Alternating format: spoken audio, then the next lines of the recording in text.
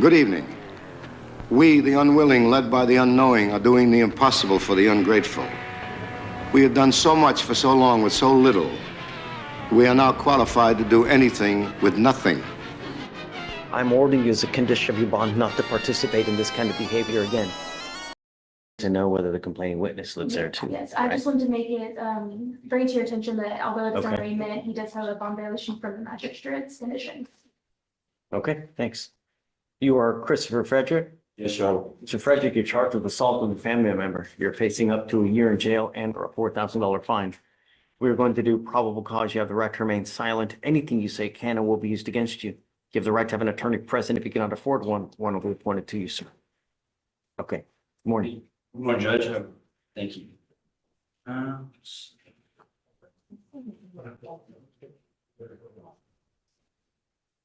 On March 31st, 2025, so the law enforcement officer made contact with the complaining witness who stated the defendant is her boyfriend. The complaining witness stated that they got into an argument over the defendant and the complaining witness both stating they would break furniture.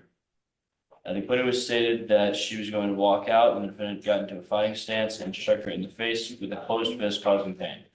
The officer observed the complaining witness' left side of her face to be swollen. So what you say, he said just struck her in the face? Yes, Your Honor.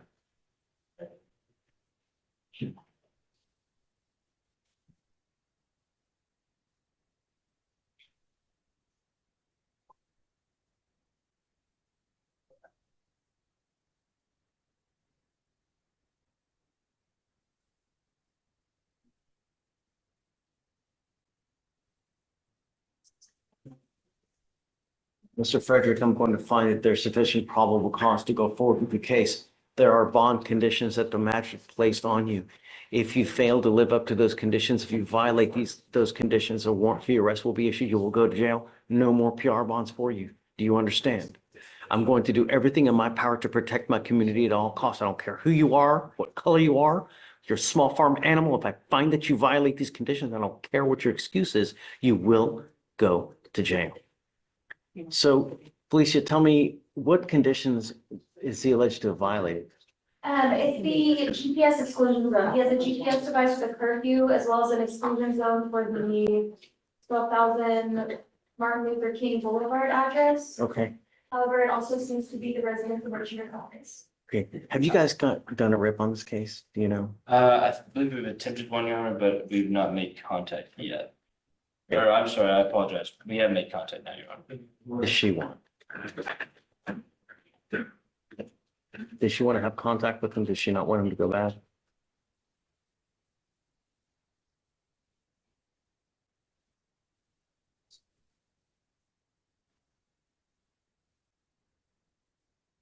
Mr. Frederick, do you have the ability to hire a lawyer?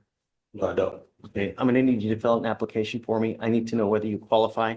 We don't just give out court-appointed lawyers like it's candy. You have to qualify for it. So what we'll do is Deputy Miranda is gonna give you an application. I need you to fill it out. I need to know everything about you, what money you have in the bank, what kind of money you make, what kind of job, cars. Let me take a look at it. I'll see whether you qualify. Do you currently have a monitor on you now? Yes, Your Honor. Okay, you are not allowed to go back to this house. I don't know whether she wants to have contact with you until I know. I'm gonna honor these bond conditions. Do you understand? Yes. Okay, so let's first see if you qualify for a lawyer. If you do, I'll give you a lawyer and then we can go further. Deputy Miranda is gonna give an application. I'll have you sign a reset and then we'll have you take a seat in the jury box. Go ahead. Your Honor, this is like you said. They were living together and they no longer live together. I'm not sure if that means she moved out of the residence and she's in a different residence. See, maybe we can get it done a little bit later today to Yes, see. Your Honor. This is a community.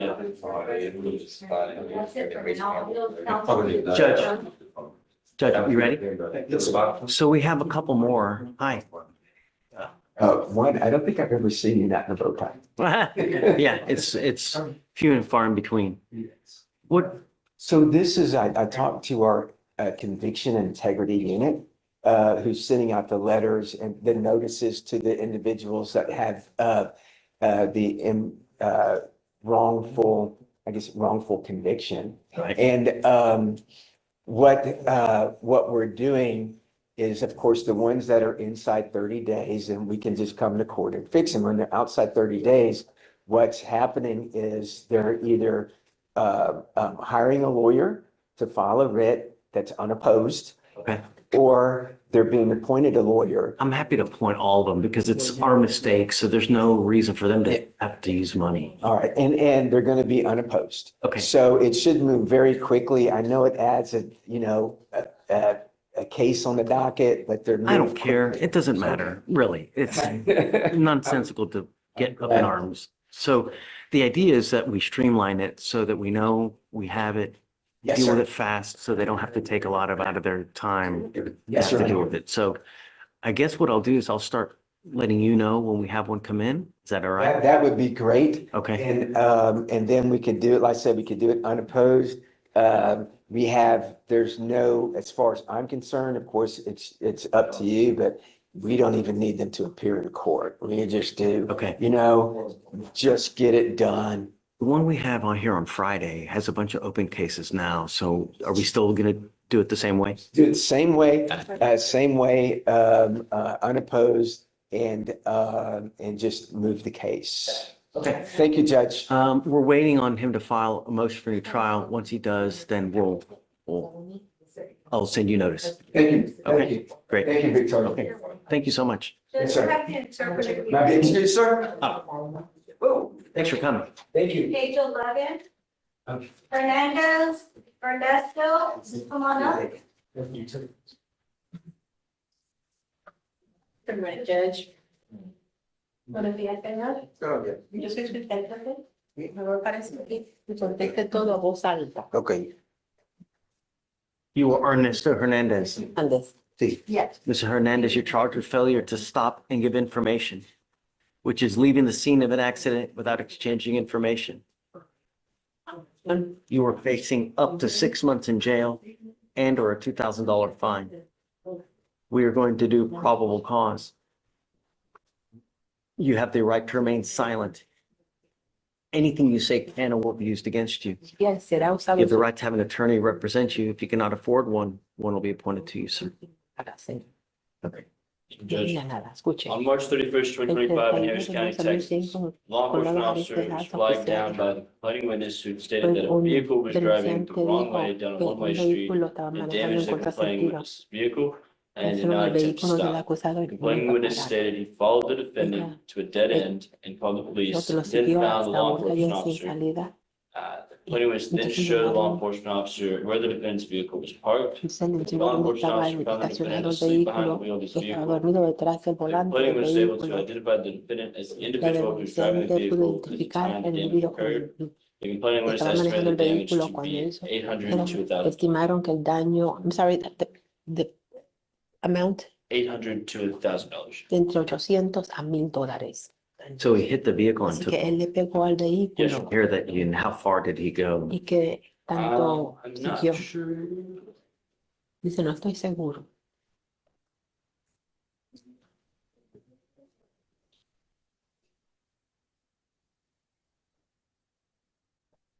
It occurred near Eso ocurrió cerca de 340 South 69th Street. 342 Sur, And then there calle was a dead 69, end entonces at una calle sin salida, that the defendant was parked at donde 300 estaba South estacionado el 7th acusado, Street.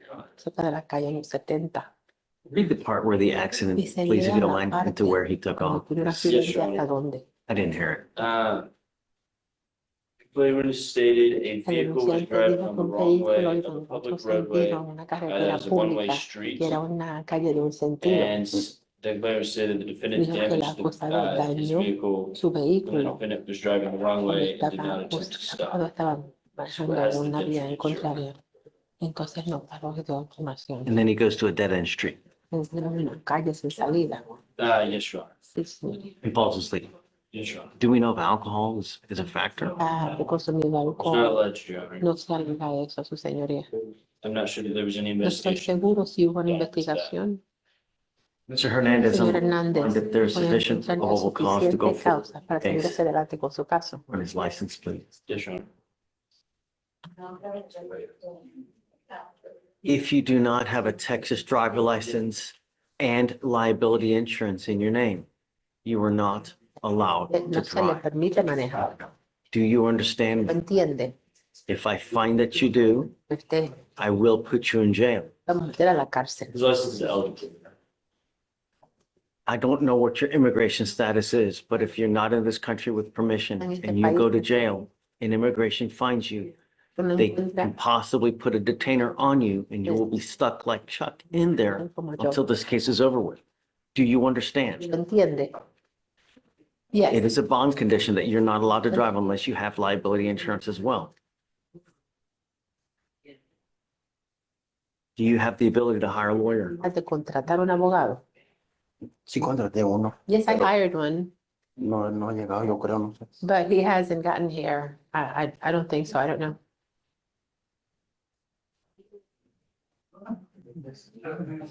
Oh, Judge, I they don't called see this morning and they said that the attorney had to go to a different court, but he was going to be on his way. And Did they they thought they were identify following up. who, La oficina. see anything filed Yes, there? yes. Oh, you do? Who is it? 'Cause I don't see it. That's It is Mr. Pass. David Pass. Okay.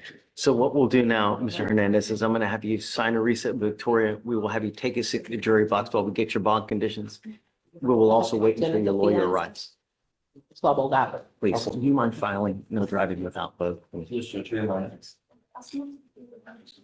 Hi. Yes, ma'am. Morning. Good morning. I have an arraignment Okay. on Mr. Bertucci. It's BYTY. Okay.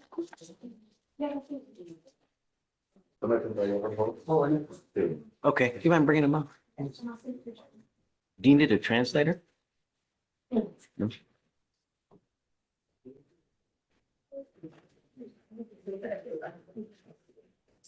Good morning, Mr. Shea. Good morning. Sir, you're charged with assault of a family member. You're facing up to a year in jail and or a $4,000 fine.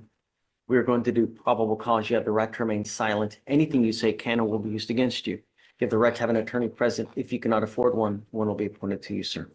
Judge, I'm sorry, I didn't understand. SHA.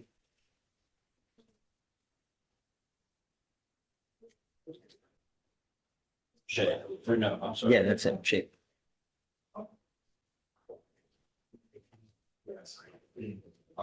Judge.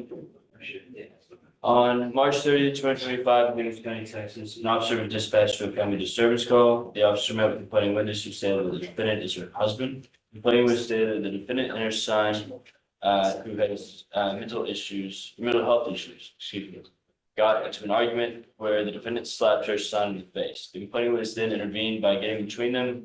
The defendant then grabbed her by her hair and pulled it, causing pain. The defendant then left to the garage, saying that their children would grow up without parents. Judge, if I may, they did a rip call, and in the rip call, it indicated that she didn't feel any pain.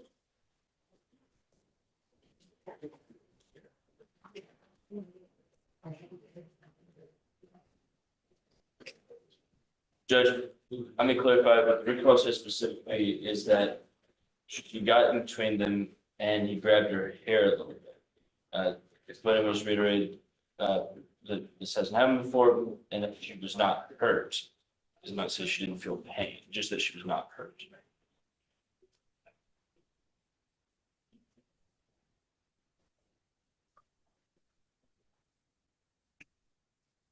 Did the officers ask whether she felt pain at the time?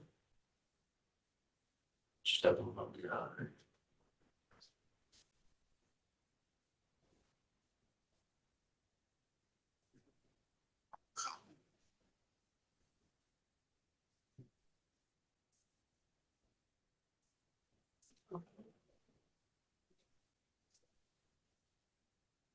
The Jones says that the complaining witness stated that the defendant grabbed a hold of the complainant's hair and pulled it hard, causing her to feel pain. That's as the dentary injury. It does say that. It does say that the dentaries grabbed a hold and pulled it hard. Mr. Shape, I'm going to find that there's sufficient probable cause to go forward with your case. Do we know whether she wants to have contact with him? Well,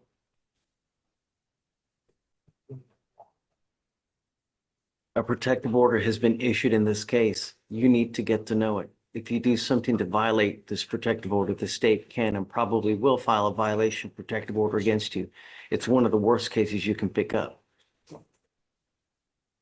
The complaining witness is asking to drop charges and to drop whatever bond conditions exist, Your Honor. I don't know if that's. So what I'm going to do is I'm going to order you not to have any threatening or harassing contact with this person. If I find that you do, I will revoke your bond and put you in jail. You need to understand that what is threatening or harassing doesn't matter what you think. I could care less what you think. It's what she perceives. Do you understand? Yes, Your Honor. And you've got a lawyer. The lawyers will take care of you. I will waive your appearance so you don't have to waste your time coming to court, but stay in touch with them. They'll tell you if and when you have to come back to court. Thank you, Your Honor. Do you mind filing no threatening, harassing conduct? Yes, Your Honor. And we can amend the MOA approval as well to take off the residential restriction. Thank you, Judge. All right, sir. So what I'll have you do is we'll have you sign a reset with Victoria. We'll have you take a seat in the jury box. We're going to get bond conditions created for you. Once you sign them, after that, you'll be free to go. Do not leave until you sign the bond conditions though, sir. Thank you. Okay, thank you. Thank you, Judge.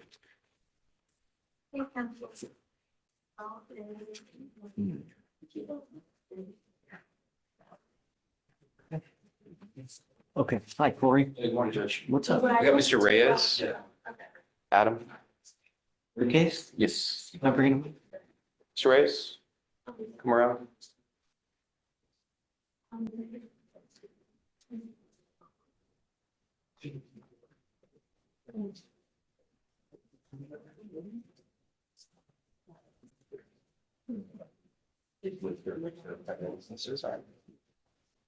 Good morning, Mr. Reyes. Morning. Sir, you're charged with racing on a highway. You're facing up to 6 months in jail and or a $2,000 fine. We're going to do probable cause. You have the right to remain silent. Anything you say can or will be used against you. You have the right to have an attorney present. If you cannot afford one, one will be appointed to you, sir. Okay. On January 23rd, 2025, a law enforcement officer observed a black Silverado and a white Honda Accord at the 7800 block of South Highway 6, turning left.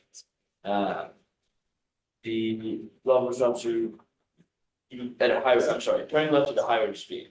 The law enforcement officer made a U-turn at the intersection to follow both motor vehicles having to travel approximately 66 miles an hour in a 40-mile-an-hour zone. Law enforcement officer observed the motor vehicles to be side by side with the Honda flashing emergency lights. Law enforcement officers observed the Honda turn off its lights, and both motor vehicles began to speed up again while driving side by side and run a red light. Law enforcement officer attempted to catch up to both motor vehicles, causing the law enforcement officer to travel approximately 90 miles an hour in a 40-mile-an-hour zone. The law enforcement officer briefly lost sight and re-observed the Silverado as the motor vehicle continued traveling eastbound. A traffic stop was initiated and the law enforcement officer made contact with the driver.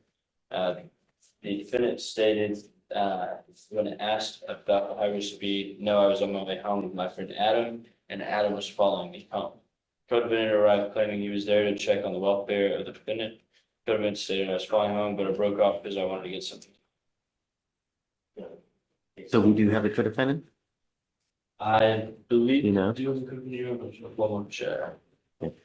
Mr. Reyes, I'm going to find that there's sufficient probable cause to go forward with your case. Can you run his license, please? He has a license. Yes, Your Honor. And we do have the co-defendant in this. Got it.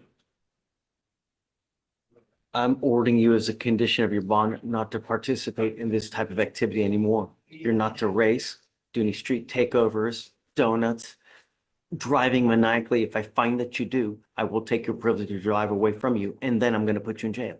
Do you understand? Sir. I'm not asking much from you. I just want my streets to be safe. Eligible, Your Honor. Okay, you're also not allowed to drive unless you have liability insurance in your name.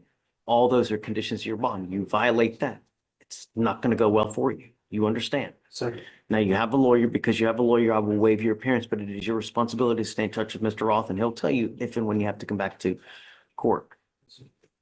If he tells me he cannot get a hold of you because you're playing games, likewise, I will revoke your bond. We'll have you sign a reset with Victoria. We'll have you take a seat while we get your bond conditions. You'll sign it, and then you'll be free to go, sir. Yes, sir. Thanks. Thanks. Take care. This one was PHA. We already found PC. Oh, we did. Just Okay. had to hire an attorney. Got it. Okay. So if we have the bond conditions already in there, then free to go. Okay. All right. Thanks. You Please. come. Okay. Mr. Johnson. Just good morning. I've got a bond violation on Joe Reyes. Yes, give me 1 second. Mr. Lester, he's been waiting. Yes, sir. Good morning. Hey, who's your client, sir? My client is Nestor Daniel, I can't pronounce that name, Carrillo, Carrillo. Would you like a case number? Sure. I mean, it might be easier. What is it?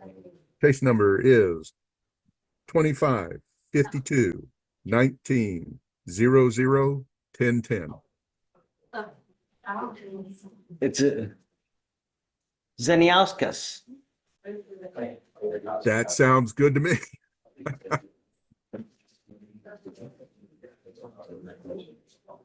Okay. Do you have proof that he's in ICE? I can furnish the court proof. I'll provide the court with a denial of his bond. We had the hearing. He was denied. His case has been set in merits hearing for May the 6th. Does that mean that you're trying to get him another hearing for a bond? Well, I don't know how it goes over there, so I have no idea. well, his bond was denied because the court did not have jurisdiction because he was an arriving alien. So he is in the custody of ICE at this point. They are not going to release him. And Do you want us to bench warrant him back here so we can take care of this, or leave him over there for now? I'm not really sure on the answer to your question, Judge. I Say it think again? that would primarily depend upon you. Do you want to get him in front of you? The sooner thing rather that I than don't later? want to happen is I don't want them to end up deporting him without having taken care of this case first, because then it's a headache for everybody involved. You know, if he wants to come back, he's got the open case, he'll have a warrant. It's a huge headache. So page 22. You want me to just bench warrant him here so we can take care of it? Mr. Lester? That would be fine. That would probably be wiser. Okay. And I don't know, maybe you can reach out to the higher ups with the DA's office here, whether there's, a diversion is available. I don't know. Just reach out to them and then we'll bench warrant him here, and then I'll give you a heads up when we do get him. Okay, thank you, Your Honor. Just make sure the court understands that his individual calendar hearing, his merits hearing is May 6th. Okay.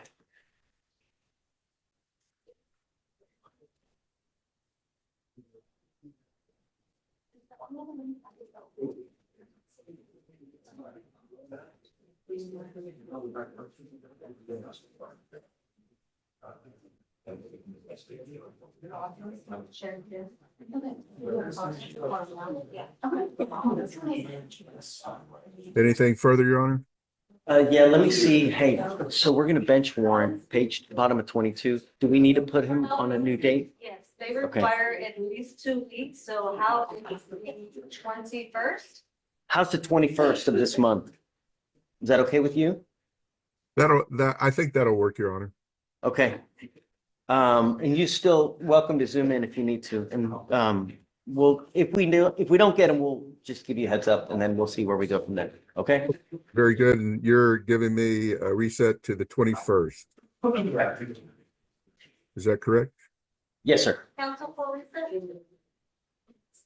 Okay. Thank you, Yes, Your Honor. reset to the 21st. Okay? Thank you, Judge. May I be excused? Yes, sir. Thanks. God bless. Have a great day. You too. Good morning. Got Joe Greathouse on your docket. Mr. Greathouse, come up.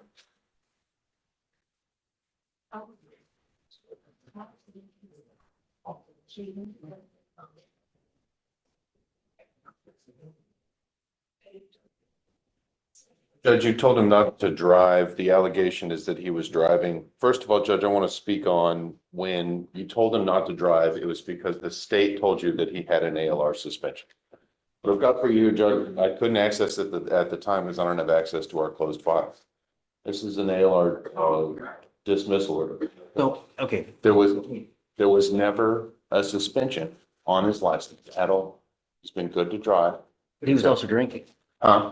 But the concern was that he was drinking. And But Judge, you told him before you left that that you were doing this because there was already a suspension on his license that he couldn't drive. I never got the impression that you were taking that action because he was drinking. he was drinking allegedly and the Yes. license was suspended. Yes. Can you run his license, please, to the state? Your Honor, it does show to be eligible to. Did it just become eligible or when was it eligible? You know what? Let's do this. I have a line of people. I've got arraignments. Let me put this off a little bit because this is going to take a I lot had to more go to the time. doctor's office. I sent you an email on Friday when you said this. I'm supposed to be at the doctor. I took today off, but I never got a response then when I asked to move this to tomorrow. So I've got to get it done. I've got to be at the doctor. So we can do it tomorrow. You want to do it tomorrow? I'm already Let me here, look at Judge. what, I'm already here. Your Honor, it looks like it was lifted on 4/2/2025. said, what day was it lifted? 4/2/2025, from what I can see on the license. NCIC. And what are the days that he's alleged to be driving? The second, Judge, let me double check.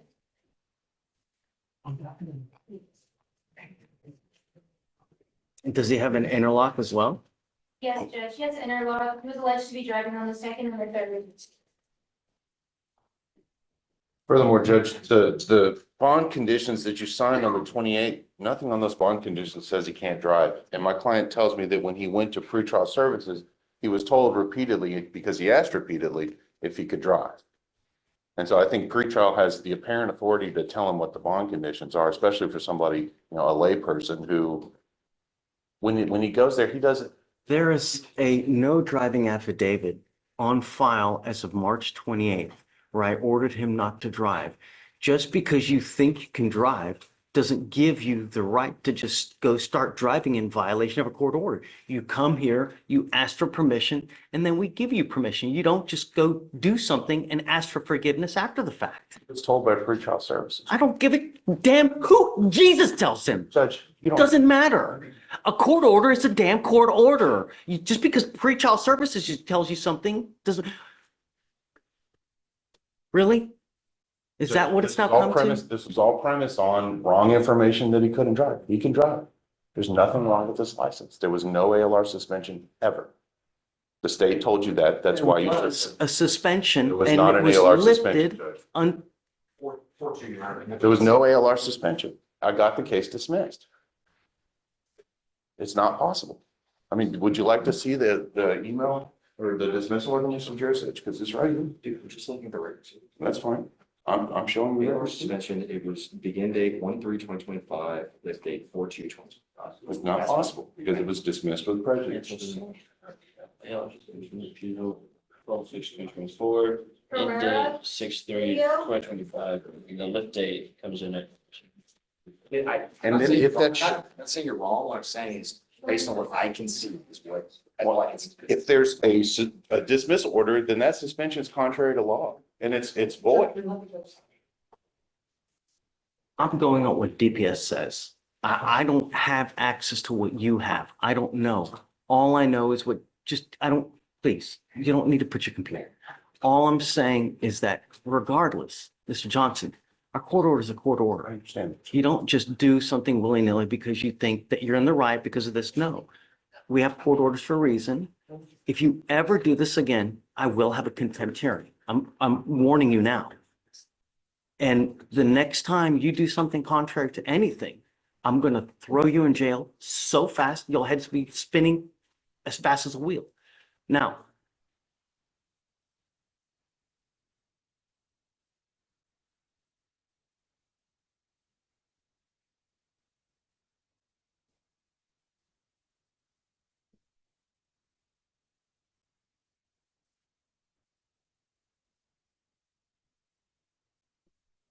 you have a CDL, am I right? Class A license, Judge. I'm not going to put you in jail now, but I want to make sure that you're not drinking. So does he have a scram on right now? Yes, Judge. Okay, everything's operational? Yes, Judge. Don't do it again. The only reason I'm not taking you into custody now is because your license was valid on the second and third. Otherwise, you would be staying with me. Don't violate a court order. We tell you what to do, not pretrial, not anyone else. Do you understand? Sir. All right. Good luck, sir. Thank you, Judge. Good luck with your appointment, Mr. Judge. Thank you, Judge. Counsel, Judge, just to be clear, is he permitted to drive now? as long as he has the interlock, he's got a valid license and he has insurance, yes. Does the affidavit need to be? Yeah, we'll rescind it. Don't. The worst possible thing you could do now is drink. If you drink, you're gonna freaking lose it. Do you understand? Or put anything in your body that has alcohol in it. Don't. Francisco Ochoa, he is present in court. He just bonded out a felony, or bonded out of jail on a felony this morning, came straight to court. Okay, you mind bringing him in?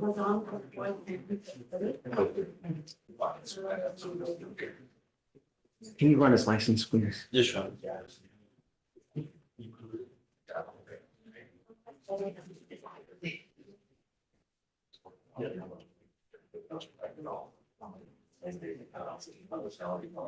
Eligible, Your Honor.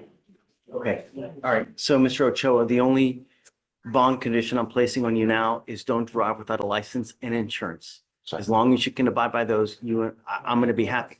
The only other thing I want to say, you now have 2 open cases. You pick up a 3rd case. It's really not going to go well for you. You understand? Yes, sir. Keep my community safe. Otherwise, I'm going to violate the bond. Do you understand? Yes, sir. Okay. They're going to follow conditions. He needs to stay to sign it and then he can go. Thank Do you want the same day as a felony? Next day, we got it, already put in already. Perfect. Okay, thanks. Hi. Yes, ma'am. Good morning. I'm Mr. Aurora, Arroyo on your in-country docket. Okay. We're here for a bail order. And for what it's worth, you don't really have to approach. The only time is if you need something, then just for, it's a high bond, huh? It is, Your Honor. We are requesting a PR bond. Say it again. We are requesting a PR bond, so. In that case, I'm gonna need, I'm so sorry? I'm gonna need, do you need an interpreter? Sean.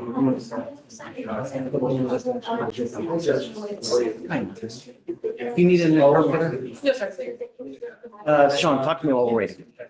While we're waiting, talk to me. Me and Chief wanted to be able to talk to you about it. Okay, so whatever you got to say. I guess let me, yeah. Yeah. Okay, see, you want to talk? Yes. How's it going? Trying to be efficient. I have Allison Dennis today.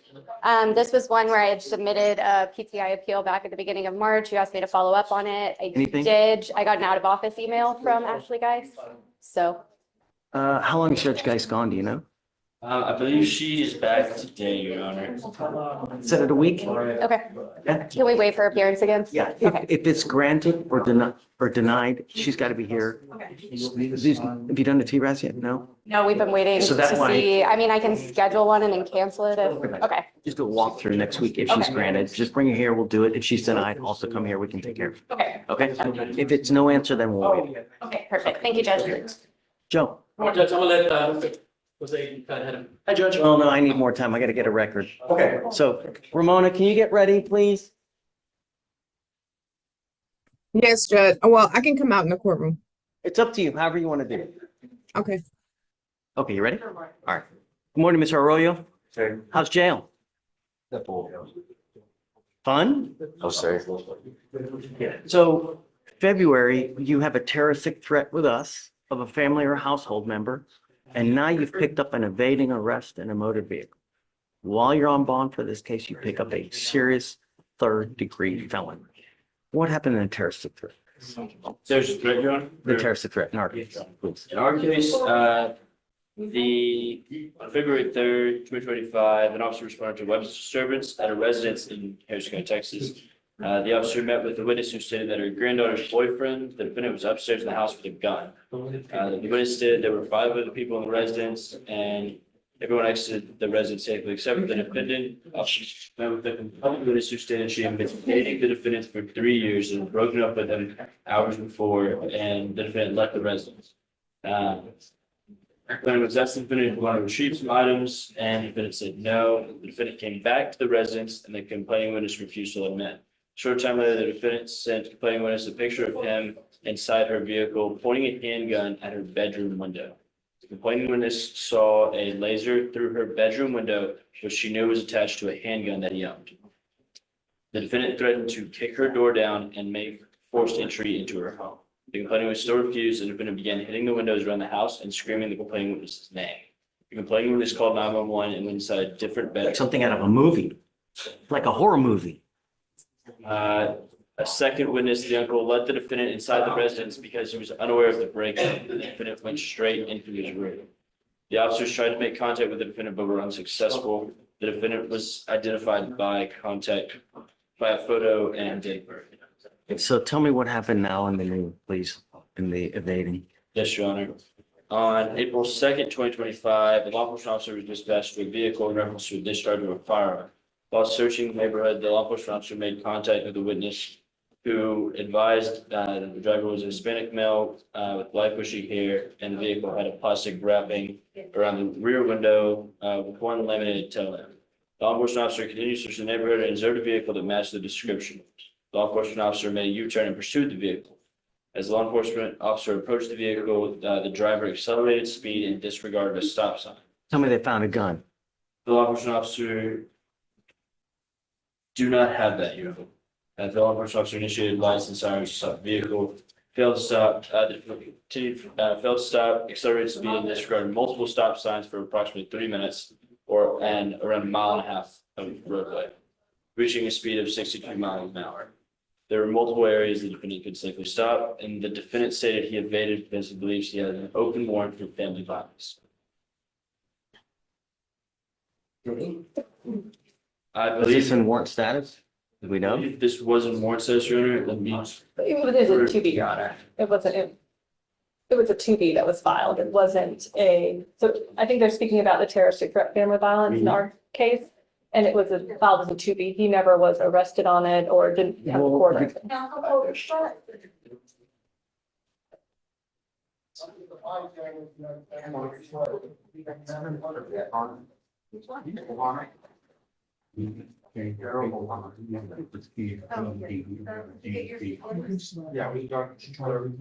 You know, Mr. Arroyo, you need to think that in this world, when you go to jail, you now know you have no one that's going to pony up money to get you out. So when you go to jail on charges, you are stuck unless someone's right. Since January, you've had an unlawful restraint, an assault of a family member. Now you have these 2 open cases. Why would we continue to give PR bonds? If I may, Your Honor, the 2 previous cases, the unlawful restraint and the assault family member, the file date was back in 2023. He had it set for a jury trial and it was dismissed. He never bond forfeited. You represent him on those cases? I did not. I was just appointed today to him. But I'm just looking at the procedural posture of the case. He does not appear to be a flight risk of any kind. He took those cases and. Well, I mean, he's evading capture now with the police, you know?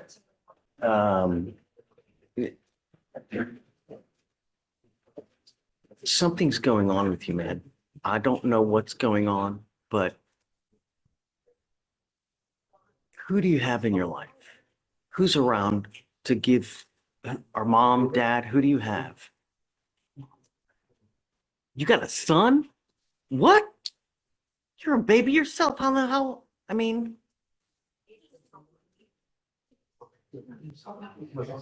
do you live with mom? I live with my mom. Well, that's what I'm asking. Who do you live with? Yeah, I live with my mom.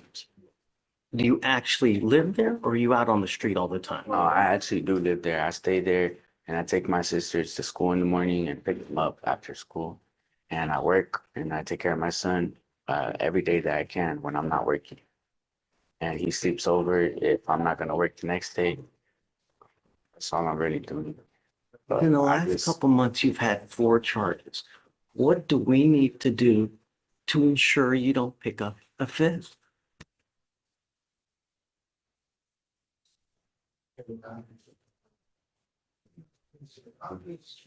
He is now living with his mother. It sounds like before he was staying with the employment. So the change in location is going to be helpful, certainly. He now has employment. He works at Cosmic Air. Let's do this. If you can, is mom here? No. police No, officer. So let's do this. If you can verify that she will actually take him, because I'm not giving you a PR bond or even a bond reduction for you to just go out on the street. sir. If I let you out, I'm putting you under very strict rules. No dope, no alcohol, and I'm gonna test you like crazy. Does he have a license? You're not allowed to drive. I don't care what you got to do. I don't care about your little brother having to go somewhere or your son. If you don't have a license and you don't have car insurance, then you know that is a bond condition. I'm going to have you sign an affidavit promising me. If I find that you do, I can have a contempt hearing an additional 6 months. But I'm not letting you out unless you have a stable place to go to, because I don't want you out on the street. Nothing good. And I'm giving you a curfew as well. You understand? Sir. I'm going to put a monitor so I know where you are at all times, and then we'll talk. But first things first, not to the street. If you can verify that he's got a place, then let's talk. And I'm happy to do something. Thank you. Yes, ma'am. Yes. Okay. Joe. That way. Guys. Thank you, Judge.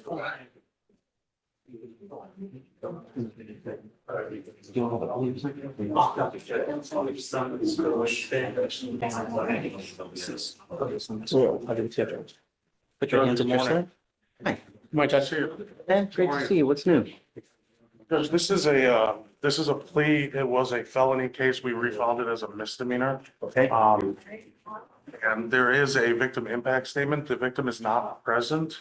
So I was wondering what the court wanted to do. I In terms don't of want to do it. If they want to make a victim impact statement, then I want them here and we'll do it all together at the same time. Because I want that person heard as well. It's only fair. So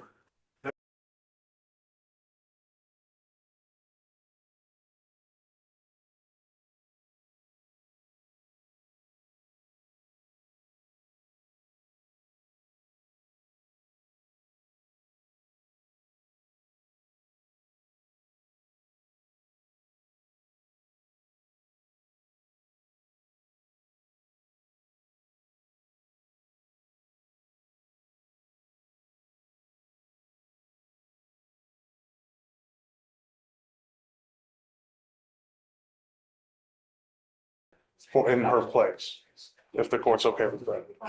it's the whole purpose. No, can you reach out to her real quick and just see?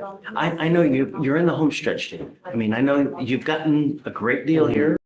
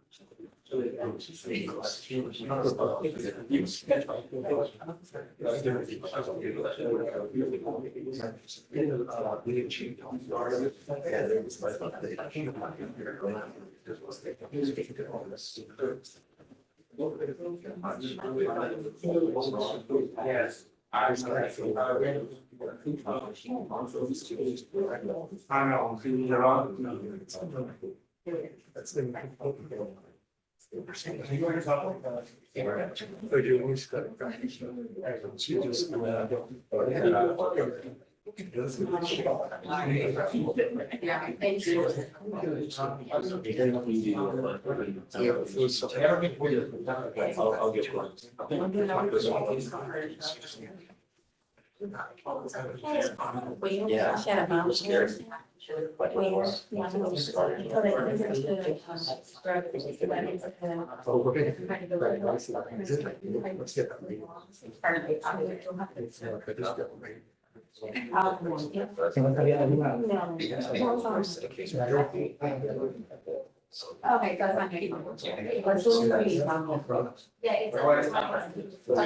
Thank you. You're welcome.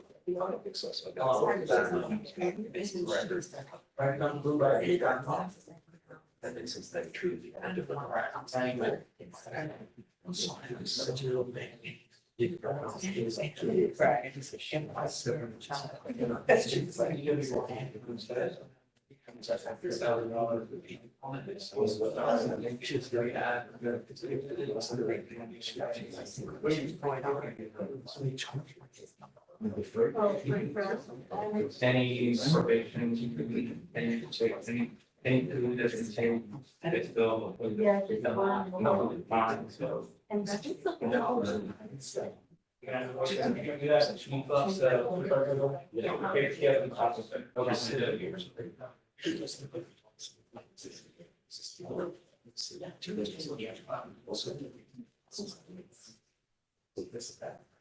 Ramona. Does she have any?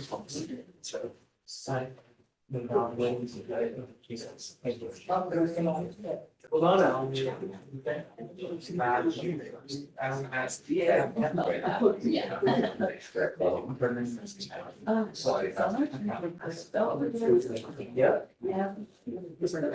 Jose, do you have the cost number on that? Here. What was it, please?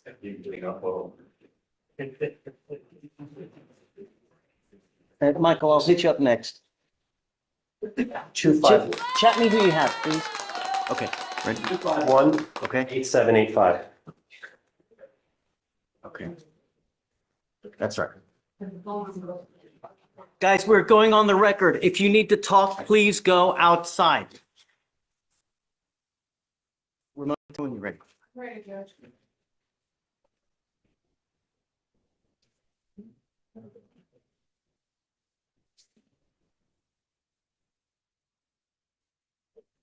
All right, we are on the record in cause number 251-8785.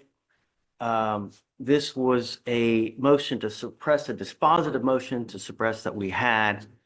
I'm going to grant your motion.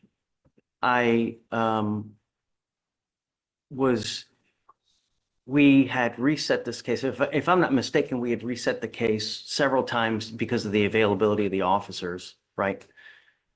I mean, just to be nice, right? And then we have this motion to suppress. They get here and it's like, they didn't even look at it.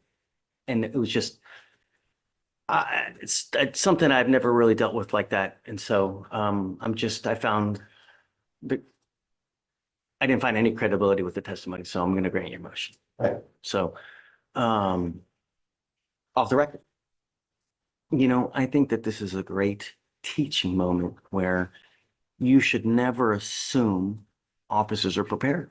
You know, when you first go to them and when you're preparing for trial, you ask them and say, hey, have you read over this? Are you familiar with it? Are you ready? You never assume. I mean, that was just 101. So for what it's worth, you know. All right. Thank you, Judge.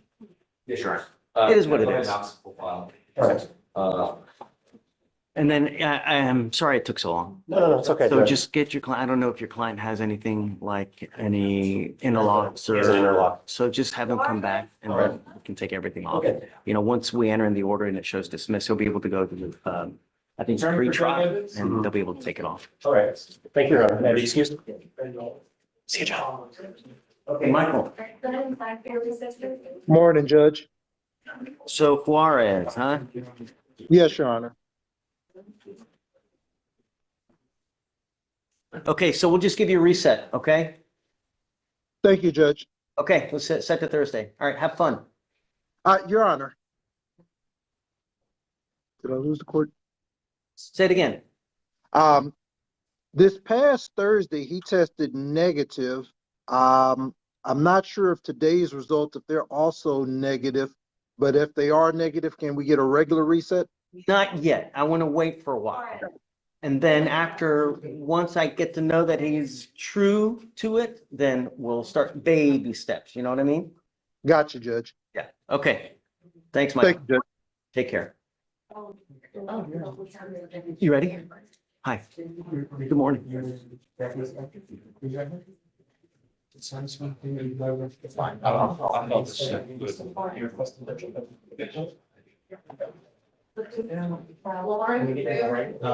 Blue light, it's downtown. Yes. You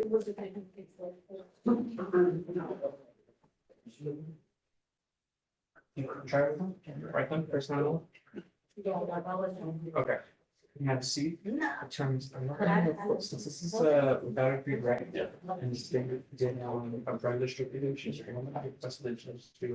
Yeah. Okay, so let me get the deferred paperwork. Oh, it should be in there. Just. Or at least the deferred. You call him back up? Yeah, he did. I'll just get his thumbprint on both. Sure. So see what he does. That's totally okay. Cause I'm probably gonna get it afterwards if I. Yeah. When we do ours. Yeah, I got it. I got you. Yeah. After it. Sure. Get his thumbprint and then else.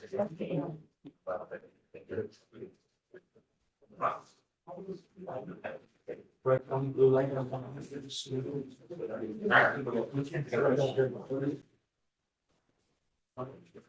Wait for it. Oh, yeah. Hold on. Oh, yeah.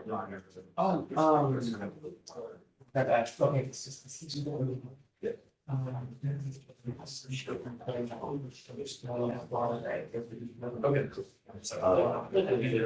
do you have a financial data after give it up there?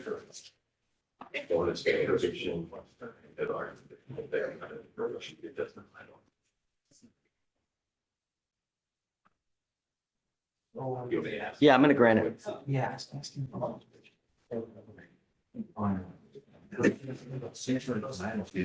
Deferred. You're in So if you want to fill it out, just do whatever it is.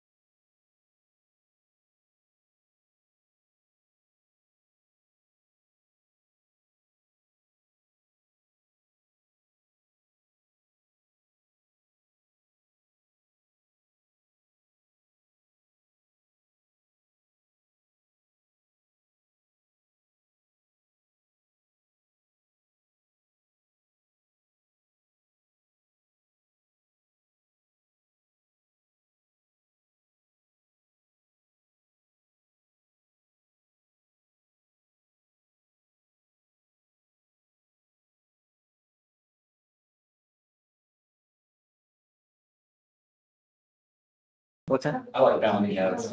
Okay. All right, Joe. Hi, ready? It's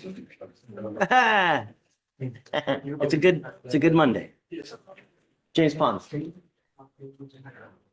Morning. I had Mr. DeLeon in custody. I had two requests. One, if you would help out with his bond it's at 10,000. I know he's missed court. I've had a discussion with him. If you could make it 5,000, please. And then my second request was to put the case on Wednesday, so we can dispose of it appropriately. Okay. So we can put it on for Wednesday for you. Thank And you. want a bond reduction? Yes, it's at 10,000 right now on a misdemeanor dumping. I know he's missed court. I've talked to him about that. We got a good discussion about him making it to court. I had his bond at 5,000 two FTAs ago. Judge, may I approach? I'm so sorry. Hi. Wow. Hi, are you talking about Mr. De Leon? Yeah. I'm Yes. here on that. Are you hiring on? No, I'm the prosecutor. She's Judge. with the state. Yeah. Wait, what? What? Wait a minute, you forgot. Yes, I'm with the state. I am now the only environmental law prosecutor. Wow. So, hi, Well, nice to welcome meet back. you. Because Could you agree to a $5,000 bond, please, ma'am? Are- Would you agree to that? he's asking if you would Yes, agree to it. that's fine. 1,000. I'm gonna give him one more chance to complete his clean and green, and if he doesn't, we'll just do conviction alternative. Well, but I know. 4 different times? Yeah, I'm just gonna give him one. I'm not last- letting him out. I'm not giving a PR bond. I'm gonna agree to the 5,000. Okay. And ma'am, if you could make an offer, we appreciate the PTI. I've reviewed that with him. If you could make a time offer for Wednesday so we can go over some options, please. I'm sure. No, I want him to do it. You want me to clean? Mhm. You can lead a horse to water. Well, then let him sit. Well, that's what he's saying. Because I mean. Wednesday, if you make an my offer, name I is can Ben, discuss it and with him. Can I see who am I talking He's, to? why is he's it's James Pons. Oh. Can I go talk to him? No, I've James, seen him. can you chat me your phone number? Do you mind? No, I meant Mr. De Leon. Can I go talk to him? Oh, well, I don't know. Can she go talk to your client? James? Okay. Can she call me first? I'll shoot you my phone number. All right. Thank you, Judge. I guess just let me know what you guys want. Okay. Okay. Marco? I'm still waiting on the interpreter. I sent my number to the text, so I'm expecting a call from her, right? Okay. Great. Never been so. Judge, I had another matter. Whenever you're ready. Say it again? I had Mr. Herrera as well. Okay. I think he would just, he either just took the drug test and came back up, or We sent them on his way already. Judge, we sent them on his way. He's a Monday, Thursday test. Yeah, they sent him on his way. okay, cool. Thank you. All right. I guess let me know when you're ready, James.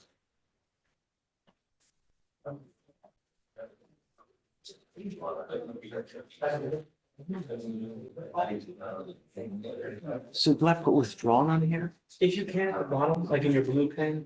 Yeah. And then we'll just put the entry in and I'll do the MM30 to place the previous Okay. image.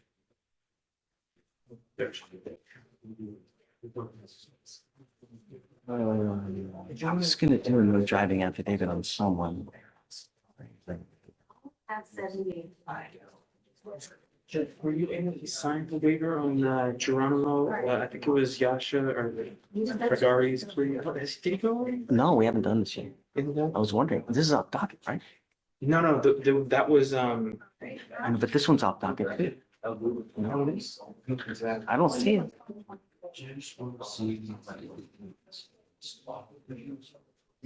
No, for now, I only need to control and I think if you have questions, just check with Victoria. I'm sure she can.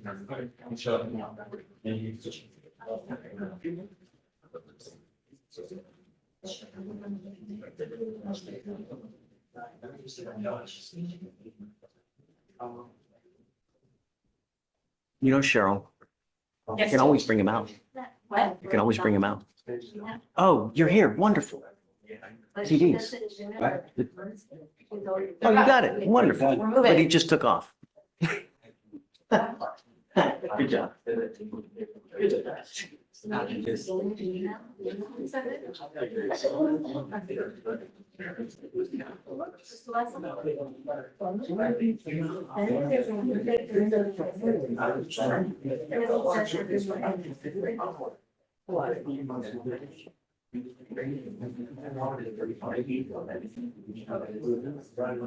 Oh, you know what? No, they weren't gonna do the plea. They weren't gonna do the plea because they wanted to find out.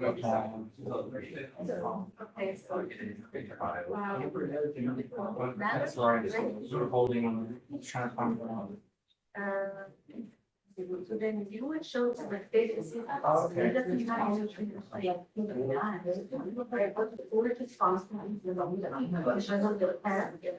And we said that.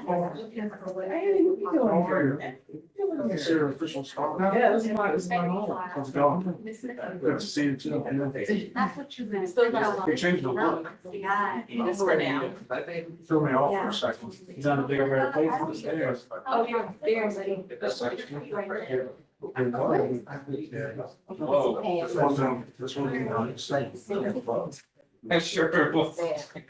How many people? All these cases.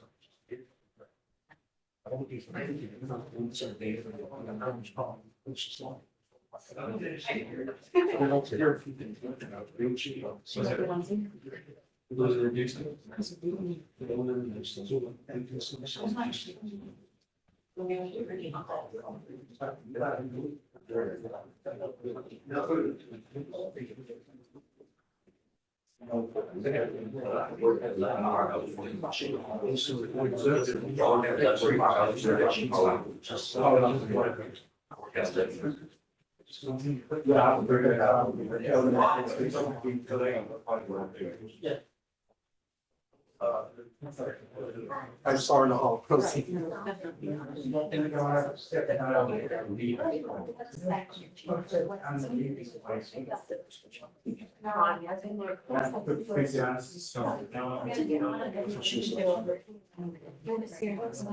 the last name?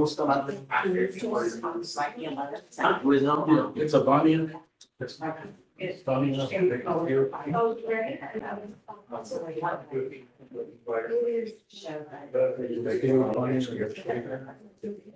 I'll send it as soon as I get it. Are they here? You want me to give it to them? No, she's not. She's not here? Okay, got it. Okay, have fun, Joe. Good job. All right, looks like each appreciates so much. Oh, wonderful. Let's do it. Come on.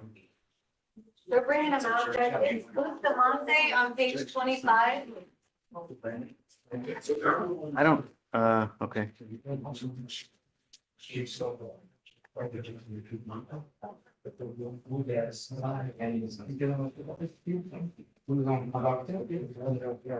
Hey, Shatoria.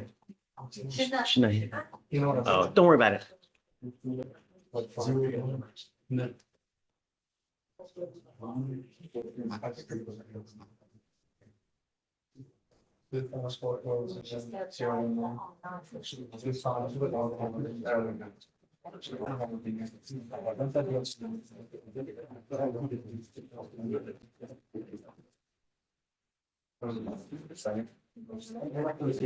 Escucha ahí, y disculpe, sí, señor, no se me, ¿ok? Y todo en voz alta. Oh, sí, señor. No.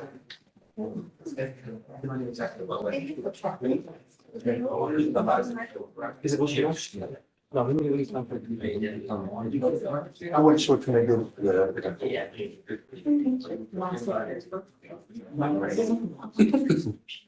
No problem to speak, Judge? That's nice. Never, man. We haven't tried a case in ever. That's still not so bad. Yeah, I mean, well, it's, when you have reasonable problem, it's what. You'll find that you'll try more cases because the prosecutors and defense lawyers don't agree, right? So that's why we've been blessed with great prosecutors. That's why we don't try. Which is a good. Got it? Yes. All right. Good morning, Mr. Bustamante. Good morning. So you're charged with driving while intoxicated. You're facing up to 6 months in jail and or a $2,000 fine.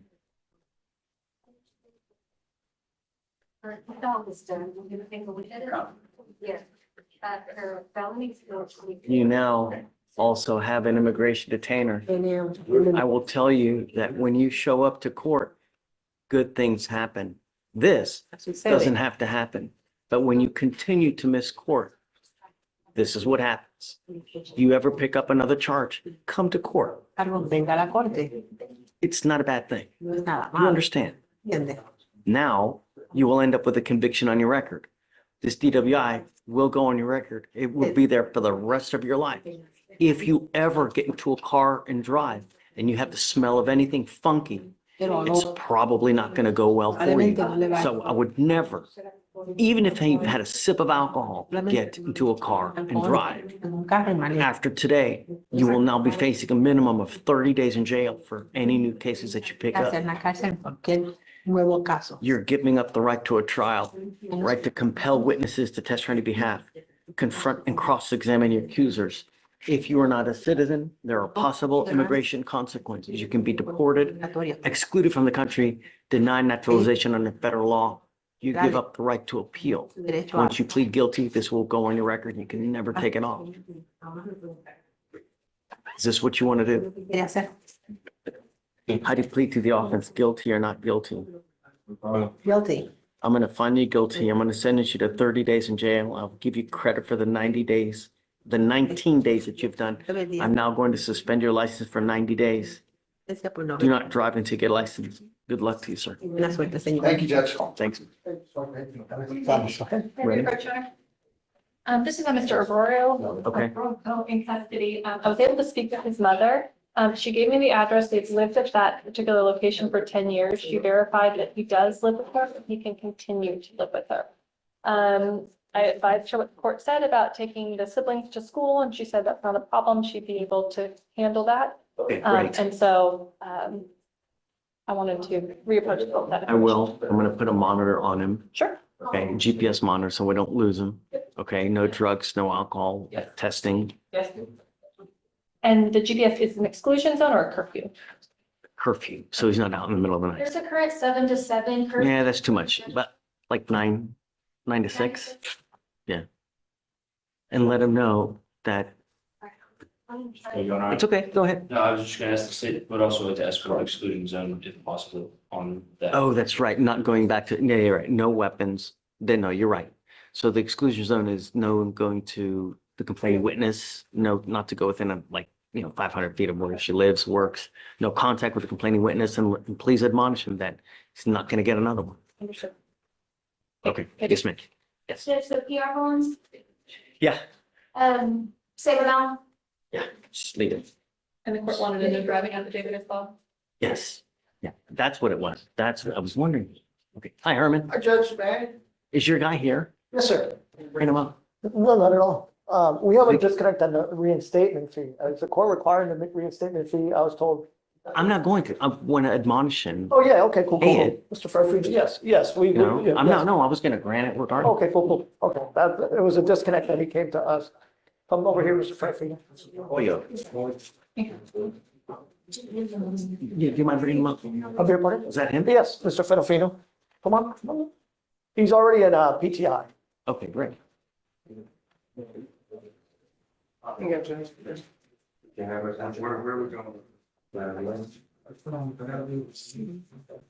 He already has an interlock, right? Yes, sir.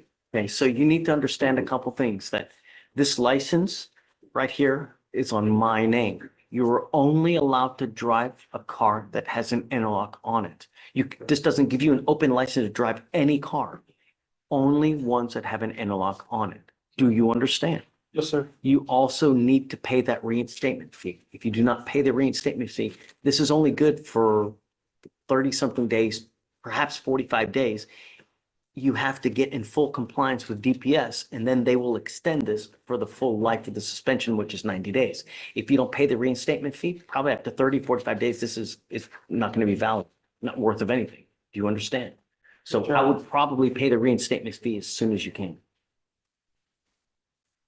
Okay, done. Thank you, Your Honor. Yes, All right. Have a seat, Mr. Frederick. Here, sir. I'll bring it. Thank you. Thank you. So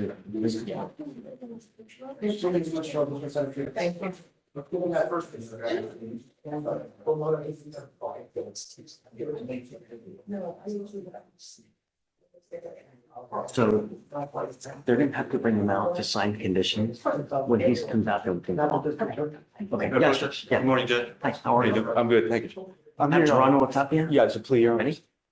Toronto. Do you need an interpreter? No. There were like 3 stages. Vic, just give him application. Just be clear so he can hear you. Yes, Your Honor. Or Mr. Geronimo Tapia. Sir, you're charged with driving while intoxicated. You are facing up to 6 months in jail. Hey, please. You're facing up to 6 months in jail and or a $2,000 fine.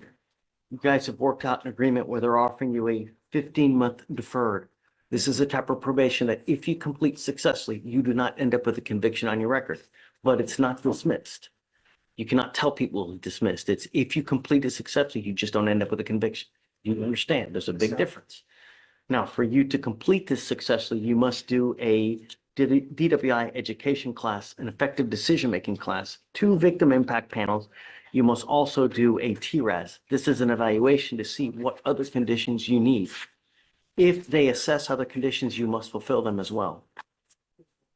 No drugs, no alcohol, guardian interlock, and substance abuse treatment as needed, as indicated by the TRAS. Is this how you understand the agreement? Yes, Your Honor.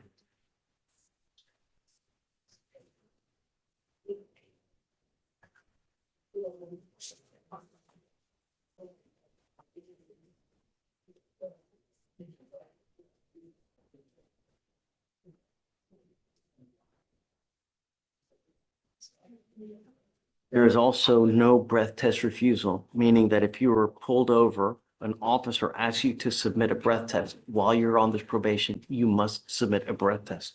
If you fail to do so, then if you fail to complete any of these conditions, we issue a warrant for your arrest. We're going to have a hearing whether you violated this probation. If you do, you're looking at 180 days in jail. Do you understand? Yes, Your Honor. You're giving up the right to a trial, right to compel witnesses to testify on your behalf, confront and cross-examine your accusers. If you're not a citizen, there are possible immigration consequences. You can be deported, excluded from the country, denied naturalization under federal law. You give up the right to appeal. Once you accept this agreement, you are stuck with this until you complete it or it gets revoked. Do you understand? Yes, Your Honor. How do you plead to the offense, guilty or not guilty? I'm not going to find you guilty. I'm going to withhold that for 15 months. If you ever have a problem, all you have to do is come back. We can work through anything. The worst thing you can do is take off or start consuming alcohol or pick up a DWI. You understand? Yes, Your Honor. Now, we all make mistakes, Mr. Geronimo Tapia. That's why I will waive this supervisory DPS fee. This is normally a $3,000 fee, but if you come back with another DWI, it is a $6,000 surcharge. Not to mention, you're looking at a ton of time. Do you understand? Yes, Your Honor. If I were you, even if you've had a sip of alcohol, I wouldn't get into a officers don't care. All they look at your record, if they see a prior DWI, it's not going to go well. Do you understand? All right, good luck. Thanks, Josh. Are we waiving his probation fees as well, or? No, leave it as is? yeah, just reduce.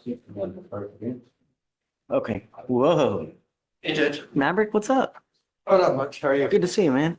You. What's new? I've got new case today, Mr. Romero Bennett. Okay. Um, And get her. I believe he has, and Okay. so I talked to pretrial. He got tested already today. I know he's kind of told you he's on oxycodone, which he is prescribed, and so he wanted me to at least present the prescription I can't information. believe that they're still prescribing it. You're telling me they still prescribe Oxy? I mean, They went bankrupt, didn't they? oh, I don't know about that. Yes. Yes, the pharmaceutical company that makes that OxyContin did. They went bankrupt. They got sued. They declared bankruptcy. I guess let me see what you got. I think maybe generic. I'm telling you, I don't know. Maybe Like he I has the know that they bottle went bankrupt. and here's the prescription.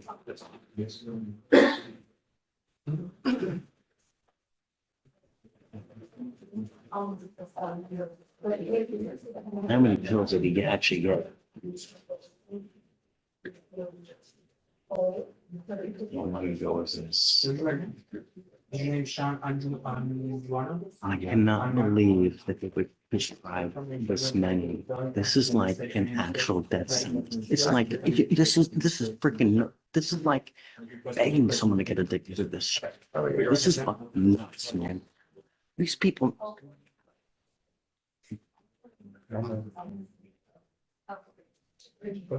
Is he on docket today or no? He is.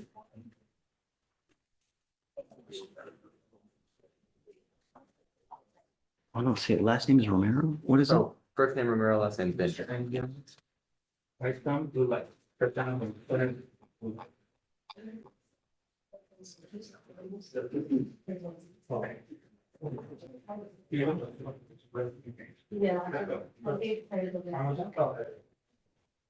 Come up, Mr. Bennett. Is he still here? Come up. Come around. Romero.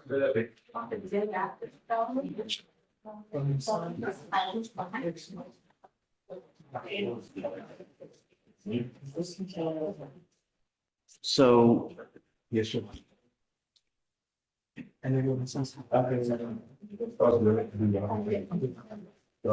I'm not giving you an open ticket to use that, which is it's a literal death sentence. The problem is, Mr. Bennett, and I don't know if you realize this, but I can't tell you how many friends I've had that have died because what you do is you build up a powerful addiction to this scheisse, and what happens is you keep taking, you put your lungs to sleep because of how powerful this thing, the addiction is so powerful that people convulse, trying to get off, seize.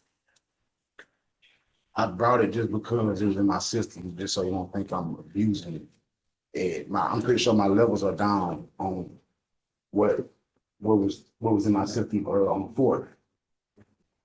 I'm not going to ding you on it now, but I want it to stop.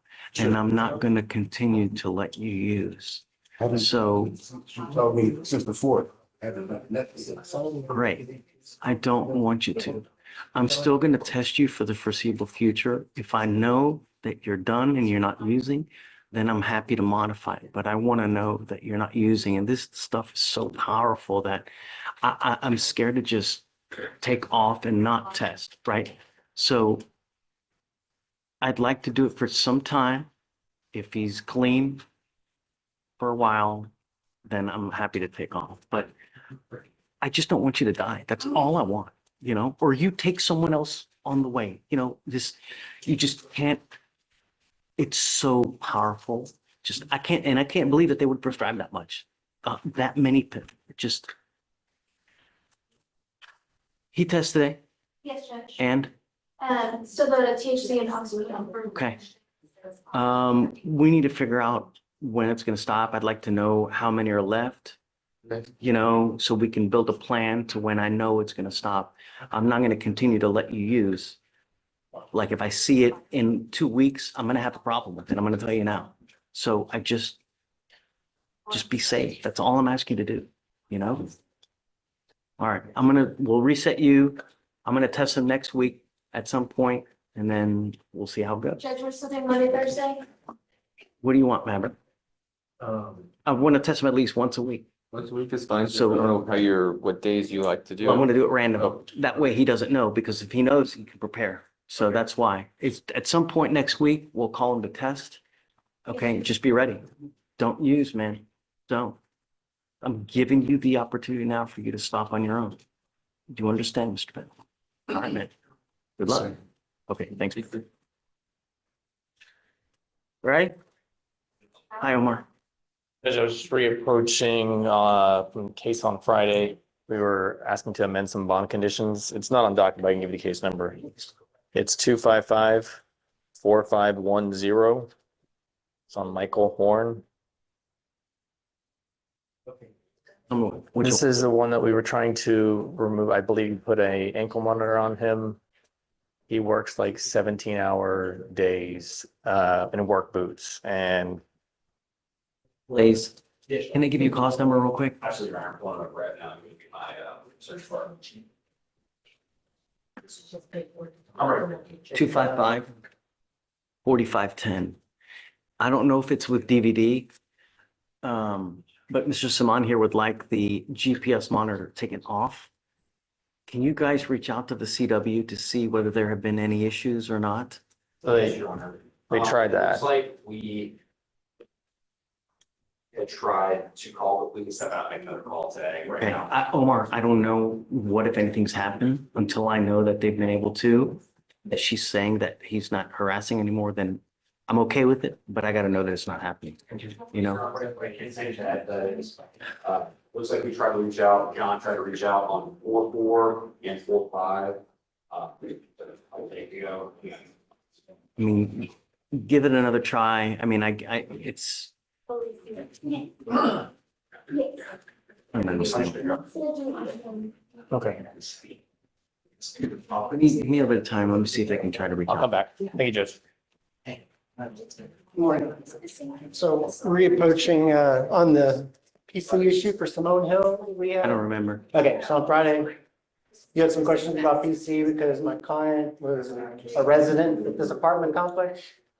Remember? Oh, yeah, okay. So I told you, you asked me to bring proof that she was a resident at that time. So is she like on a lease or something like Yeah, it that? shows in here, there's a welcoming bill and then there's a lease agreement in there. So during 2023, all of 2023, she was living there.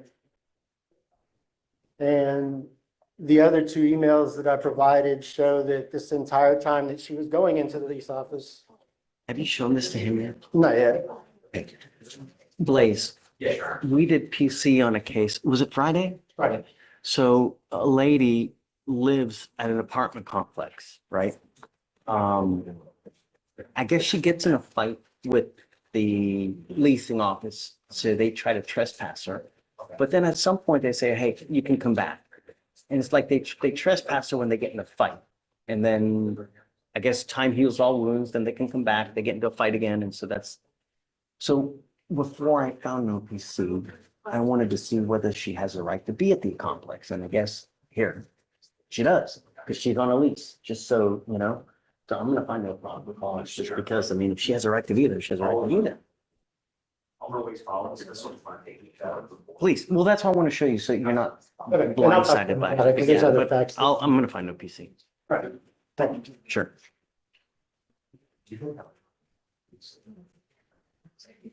Is it on today? Yes, Judge. What was the last name? Lee, right?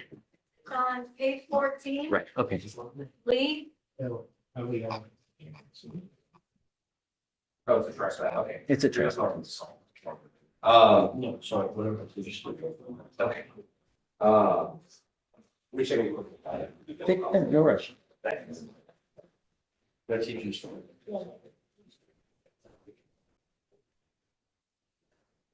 Page, so can I get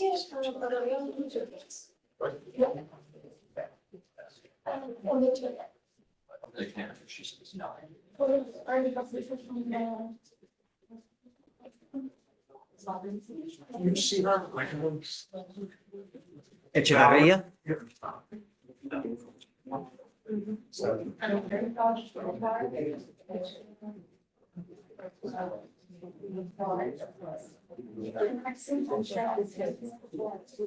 She's here. Yes, she's in the later. Are you ready? You ready? Yeah.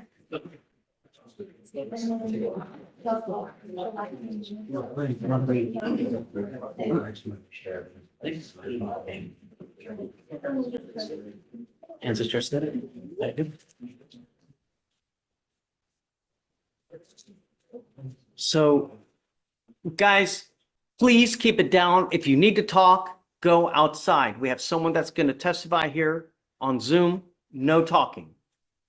Mr. Echevarria, can you hear me?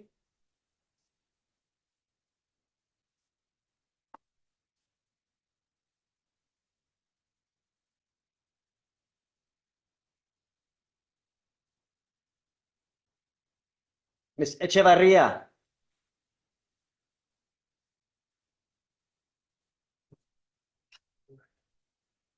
So, Oh, hello, can you hear me? yes, I can hear you. Okay. Okay, give me 1 second, ma'am. Give me 1 second. So procedurally, with this case, Joe, he gets charged with a sexual assault upstairs, or he's on bond for a sexual assault. On bond. And then he picks up an indecent. No. Plea bargain down to a class A indecent assault. The felony court does not do misdemeanor probations, so we had to refile it as a misdemeanor. That's what the plea deal was, essentially. So it was a reduction to a misdemeanor, Correct. indecent assault, Correct. to a 2-year defer. Correct. Okay. So let's do ma'am, what I was going to do is do the plea first and then have you say something after the fact, if that's okay. Are you okay with that? Only if it's not allowed for me to speak first prior to the plea, then of course, yes, it's okay to speak If you want to afterwards. speak first, then you're welcome to. Is there Okay. something that you wanted to say? Well, I wanted to read my victim impact statement. Please do. You're welcome to do it. Okay, thank you. Okay, so I'm writing this statement to share how this experience has continued to affect me long after that night. There may be times where I actually need to take a moment to breathe, actually. Just wanted to go ahead and say that first. When I first submitted this statement, I was overwhelmed. I was still in emotional shock and unsure of what to say and how to say it. I've since come to understand the importance of expressing clearly, not just what happened, but how it impacted every part of my life. This event has completely changed me. I wake up with anxiety. I experience episodes of fear, confusion as to why I did not run, and constantly feel a loss of trust, not just in people, but in places I once felt safe and in myself. Every day I'm reminded of what I've lost. I lost peace of mind. I lost the ability to work without panic, the ease of everyday interactions. Every day I'm reminded of how I got taken advantage of and didn't react as I felt I would have in a moment like this. If this emotional toll has affected my professional life, my relationships, my physical well-being, I can't control my heart rates in these moments of panic. There are true anxiety, full-on panic attacks that I experience still to this day, 2 years later. At the time of my first statement, I didn't have access to important documents, which are records that might have helped me explain myself more clearly within these 2 years. Since then, I've started the process of requesting my full case file from multiple agencies, medical records, and forensic testing. I have not received those as of today just yet, but I know those documents all exist. It's been over 2 years, and this case has been reset multiple times. A new prosecutor was also assigned only days before this plea was suddenly brought to me. The rapid timeline did not allow me to revise my statement or consult with anyone about how this offer would impact my rights as a survivor or my potential ability to seek justice outside of this criminal court. This statement is not about vengeance. It's about the truth. It's about my healing. It's about ensuring my voice is heard in a process that often feels designed to just move forward without it. Every day since this assault, I've struggled with anxiety, flashbacks, and trust issues that have reshaped how I live my daily life. I still cry regularly from this incident. I still shut down. I still replay everything from the pressure, the coercion, the force, the aftermath of where I try to survive it all without falling apart. And yet I still feel like I have to justify why it broke me. This wasn't just a violation of my body. It shattered my trust, my sleep, my ability to feel safe in my own skin. I've spent nights replaying what happened and the fear and the disgust and the betrayal. What was taken from me was not just physical, it was psychological and it was spiritual. I'm a hairstylist, and my career is built on one-on-one trust with my clients. Since this happened, I felt constantly on edge with male clients. I find myself backing away from simple interactions. I've lost my income. I've lost my confidence and my own safety in my own body. The job I once had, I lost due to being completely disconnected from my mind and my body. I now know that this man was on deferred adjudication and had a breathalyzer in that car, and yet that night he took his mother's car and drank heavily and violated me when I was in and out of consciousness. The defendant slapped my face during intercourse and violated me. His third time assaulting me that same exact night without consent. I remember him begging me again and again, and I kept saying no.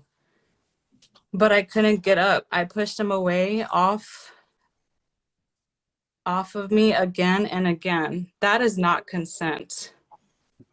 Me freezing up was fear. That was survival mode that I was going into. And Your Honor, I ask that you consider what kind of system lets someone walk away with that and just probation. Even after all of this, I still had to let him drive me home the next day and bought me a Plan B pill. The defense says I had chances to leave, but how do you leave when your body and your brain have been hijacked by fear? The prosecutor told me that juries don't like women and that they don't believe us, and that broke me more than anything. I was told I could be blamed at trial for going to the bar or for texting him afterwards, as if trauma survivors don't respond in ways that help them stay alive. That's why I'm asking you now to please understand that this proposed plea is not justice. Then I'm not gonna take it. I'm not taking it, Joe. I'm not doing it. Sorry. Just I because have she more- spoke first? Oh, I mean, I don't know. All I know is that we have a powerful victim impact statement here. We have a sexual assault being reduced to a misdemeanor, 2-year deferred. Apparently, no one's consulted her regarding this thing, see whether they. We have been in extensive communication with her this past. No, sir. No, sir. I about the plea barely and the spoke reasons to you for a it. couple of days ago, sir. I didn't even know you were on my case until Tuesday or Monday it was Tuesday when you first called me. I didn't even know Missy was not on my case anymore. And she gave me the confidence that this would go to trial. She believed we had a very strong case to bring this to trial. She didn't have any doubts in this case at all. And I meet Gabe just this Tuesday. And it's rushed into this plea without even without even discussing with me. Okay. Thank you, Ms. Echevarria. I appreciate your testimony. I really appreciate your Honor letting me speak before you accepted this plea. Absolutely. And I'm glad that you're here to speak, get everything off your chest. Yes. Anything you need, we're here for you, Ms. Echevarria. I really appreciate that, Your Honor. Thank you for letting me get on Zoom, even though I could not physically be there. Yes, ma'am. I will accept this, but I'll do 30 days as a condition. It's the only way I'm going to do it. So you guys can talk and see if there's I something think you it's want unfair to to do. my client because normally we do the plea, then we have the statement. Just because she spoke first, now she's gonna bust the deal? She's not busting anything. I mean, I'm I the was, victim. I am the victim. Wait a How do minute, you even please. speak about? Sorry. please, Yes, it's sir. okay. He's been coming to every court date. We've been set for trial 7 times. We're actually set for trial this morning.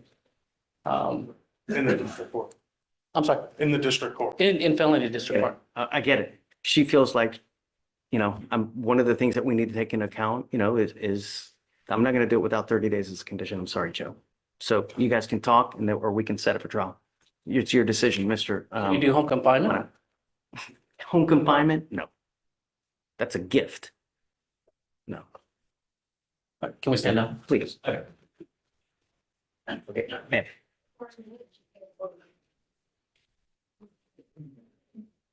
I'm here on Darren Cassidy. Okay, So this one, we was here about a week ago. The state was willing to offer time served. Is he in jail? He is. He had 2 criminal trespass. The state offered a time served, but you said that, and we approached you to see if it was something that you would even consider taking. And you said that you wanted him to complete a TRAS, before you considered taking the time served offer, or if you would put him on probation.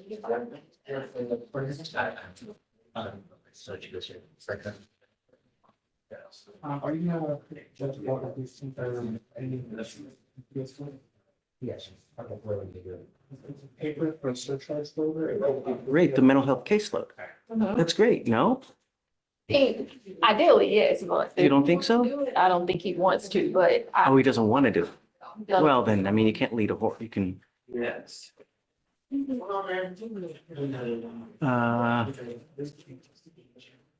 also, the concern was him. yeah.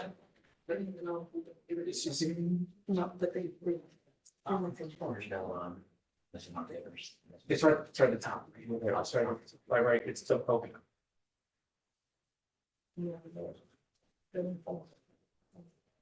With the being on the mental health caseload, the cases get dismissed. Yeah, I mean, I guess if they offered a PTI as opposed to it. Do you see, this is Cassidy. Have you seen this? Do you mind taking a look at this, please? I'm looking at it now. I've got it. So we did a TRAS that recommended the mental health caseload. It's a second trespass, living on the street. What do you think? So I know that the mental health caseload, I have to email Brad about it. I can talk to him to see. The other option would be, If they were to offer a PTI, would he take, do you think? I could see if that's something he would be open to. I did explain to him that ultimately the concern was him coming back if substance abuse or mental health was the underlying issue as to why he keep coming back. He wasn't completely opposed. Obviously, he would prefer to take the time served and be done, but he knows that probation might be an option as well. so I have to email Brad, 'cause I don't want to sit wrong here, but with the mental health PTI aspect, I think there has to be signed contract. I think he would be taking, if he's in custody, he was taking directly to Harris County. If it's the 90-day program, then they just No, have no, to no, get it. no, not Oh, even. okay. So what it was, they basically take him to the Ed Emmett Mhm. facility, he gets interviewed, and then I think they let him go. And he does one follow-up after that. And then if he does the follow-up, then the cases get dismissed. Oh. But that's the problem is he gonna do the follow-up, right? I don't know. So if you ask him if he's amenable, let's talk to Brad, see if we can get the offer. If not, then, I mean, if he wants to do time served, I'm happy to do it. But I was hoping that maybe with the offer, you could try to see what's going on, get a little help, and he knows this place is there to help him if he needs it. Okay. Because, and then see if he's amenable to it, then let's, So I can talk about the resources that they're trying to offer and see where he is. and Yeah. I'll come back. Thank you. Thanks. Okay, Mr. Ely. Hi, good morning, Your Honor. I have Mr. Portillo Sanchez. He Okay. can do it URAS, and if you want to take a look at it.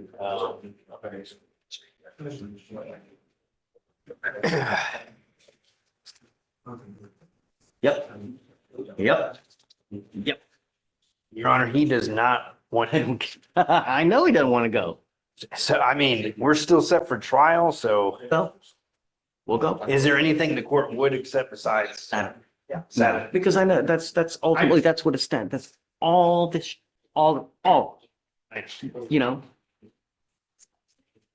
All I'm trying to do is help, I you understand. know, and I know he doesn't want to, but it continues to happen. And if he wants to go to trial, let's just do it. I've been itching for a trial. We can't buy one. So we're set on the 22nd. Today, so that's 2 weeks from tomorrow. Yeah, we missed the name. I apologize. Portillo Sanchez.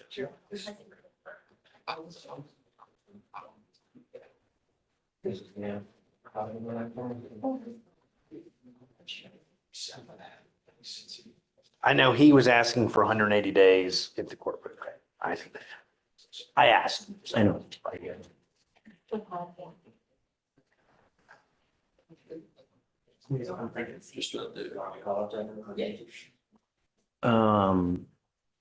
So just that's what I think is the appropriate action that we should take. Just let him know. I'll let him know. And if not, then we'll just go. And so if he did, just so I can tell, if he did accept the SATF, would it be straight probation, deferred probation, and he has 2 pending cases? Sure, but I mean, maybe to sell it to him, maybe I could offer, I don't know if the court would do deferred on one. I mean, of course. How we get there, I don't care. Right. The fact that we get there is the point. If you want to do a deferred and if that's the selling point, great. I'm happy to do it. Would the court take a plea on one and dismiss the other one? Sure. Okay. Yeah. All right. On the failure to ID though. Right, and before we do that, I need to reach out to Alex and see if the 2 felonies. Oh, see, that's the kicker as well. So like, even if he agrees to it, and you know what, that may be better, that may help the cases upstairs too, Blaze. That may actually help the cases upstairs if they recognize that he's getting treatment now. I mean, You may also. Right. I let need him to know. talk to his felony attorney. I mean, I think I could sell it to him if they would dismiss some felonies, which I get it. But it's a great selling point that he's going to get treatment, and let him know. So here's the good news. Felony attorney on this was McKenzie, who is prior on this case. So it's kind of that circle. Nice, full circle. We will reach out to her. Okay. Today. Okay. And kind of get where felons at. She knows about the case pretty well. Right. Obviously, just let her know, but now we have a good point of how to get somewhere so that this stops happening. He is a legal permanent resident, so I mean, it complicates things too. So I'm sure he would love to get some. I don't think that it's not like he's undocumented to where there's a risk, is there? Well, I know. mean, anything with a firearm, this is a crime of moral turpitude. He has something. I understand. I mean, I'm just trying to do what I can do. His assault, resisting arrest, DWI, all I those understand. are more. I understand. So, I don't know. So let's do this. I guess maybe later this week. Right. Reach out to the felony lawyer. Right. They're going to reach out to McKenzie, see if we can get all on board. But I'm telling you, maybe SATA will help sell the whole thing everywhere to make a global. Right. Maybe if we could do a global thing that I think. And if you let him know that as well. I will. Okay, thank you. Hi, Blessing. I'm ready when you. Sorry, Ray. I'll hit you. Ramirez, Cecilia Ramirez, Judge. Okay.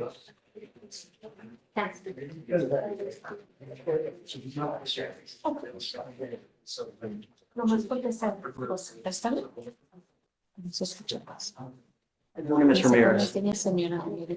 Buenos días. Good morning. Ma'am, you're charged with driving while intoxicated. You're facing up to 6 months in jail and or a $2,000 fine. You have worked out an agreement where they're offering you 3 days in jail with credit for the 2 days that you've done.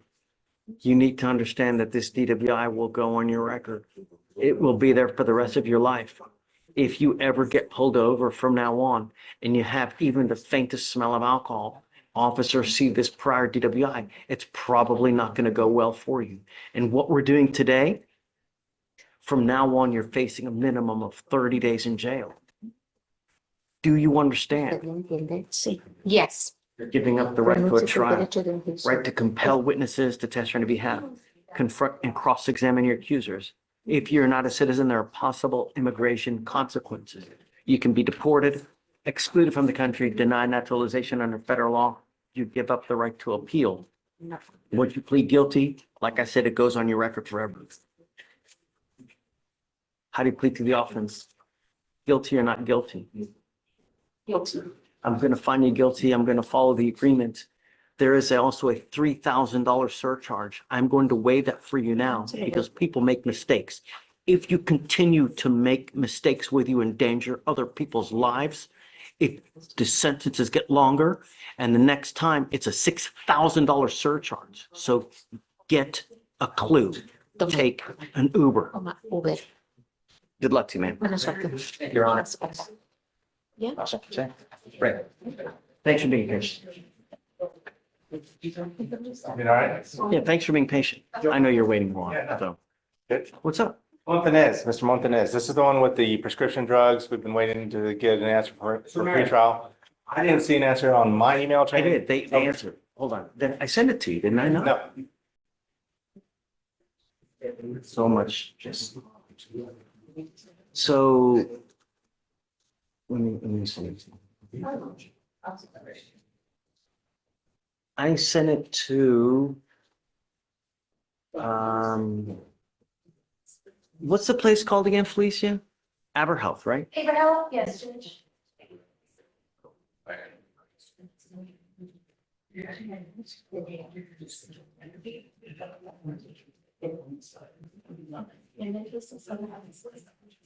I have the one where you requested. Hello, am I still supposed to be on this? You're free to go, ma'am. If you're free to go, if you want to stay, you can stay and watch. Otherwise, you're free to go. Okay, what will I be watching? And nothing. I don't, they went out to go talk. I have no idea what's going on with the case as of this moment, whether they're going to accept it or not. Okay, so this is still involved in my case? Yes, it's still going on. Okay. It's not what alrighty we're then, talking about thank now, you. no. But we're talking about something different. Okay, so then they will be coming back shortly? I don't know when I don't know what's going on with it as of this moment. I should have. Is that the judge? Okay, here we go. I'll send it to you now. Okay. What's your email address? Ray@RayVasquezLaw.com. I don't know. I thought he did not. Okay, right now. I just sent it to you. Take a look and then tell me what you think. John D. Yes, Judge. Hey. Judge, we just want to approach on Ms. Crawford. The state just officially approved it for the PTI, but we just need time to get all the contract and all that good stuff. We'll set you for. Thank you, Judge. Judge, could you please send the bond in your queue? Today.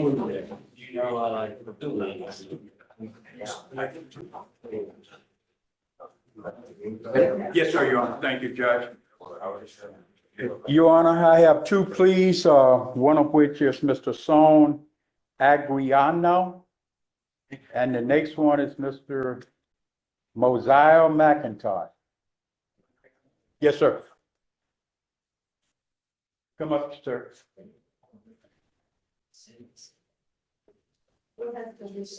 Not that bag. Put that bag. Judge, just for the court's record, Mr. McIntosh did go to the drug test today and it was negative. Oh, great. All right. Good morning, Mr. McIntosh. Good morning, Judge. How are you? Yes, sir. Through the judge. That's Judge gonna ask you how you plead guilty and not guilty guilty. Yes. So are they going to dismiss one in exchange for the That's other? Is correct, that what's Judge. going On each one of these clients, they, hands out your pocket, sir.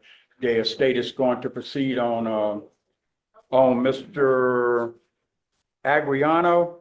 The state is going to proceed on the 2526700 case. The other one's going to be dismissed. Yes, sir. Both of you guys are charged with multiple cases. Both of you guys have worked out agreements where they're going to dismiss one in exchange for the other. You both need to understand, and Mr. McIntosh, you need to understand that you're pleading guilty to a theft.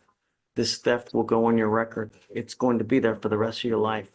So no deferred, they didn't offer deferred anything? Yes, I sat with him inside the office, Your Honor, and I went over the whole ordeal about what effect a theft conviction would have on him. I told him it's a crime of moral turpitude. It will hinder him for the rest of his life. You know, in life, when you take a half-ass approach to something, you get a half-ass result. When you plead guilty to something and when it goes on your record, it's never, you're stuck with it forever. Do you know that I have people that call me now that say, hey, can you get this theft off my record? I can't get an apartment. You literally, people will deny you an apartment because you have a theft on your record. You know that? If you want to get a loan for a car, if you want to buy a new car, you came into a lot of money. Nope. It bars you from so many things. You're old enough to know actions have consequences. If you want to do this, then I'm more than happy to take it. But once you take it, that's it. I'm sure that they would offer you a short probation, do an anti-theft class, and you don't end up with a conviction on your record.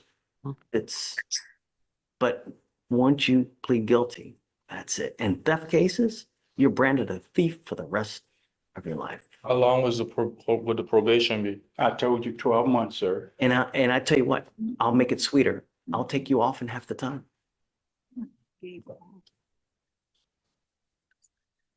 But once you get that theft, so I'll take off all your fees. You won't know anything. Never about the money. I don't care. Just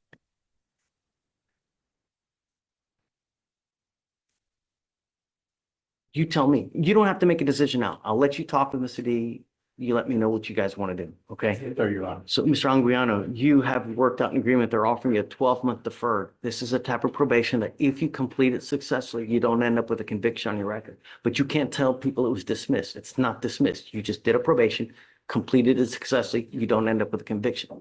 Do you understand? Yes, sir. You also need to understand that you give up nearly every right known to man by entering into this agreement, that if you violate this agreement, we issue a warrant for your arrest. You're looking at 180 days in jail. Do you understand? Yes, sir. All you have to do is a thinking for a change and a TRAS. This is an evaluation to see what other conditions you may need. You have any kids? The other agreement is 25 hours of community service. I'll make you a deal. If you do a driver safety course, I'll waive the community service. That way you learn something from this. It's just keep our streets safe.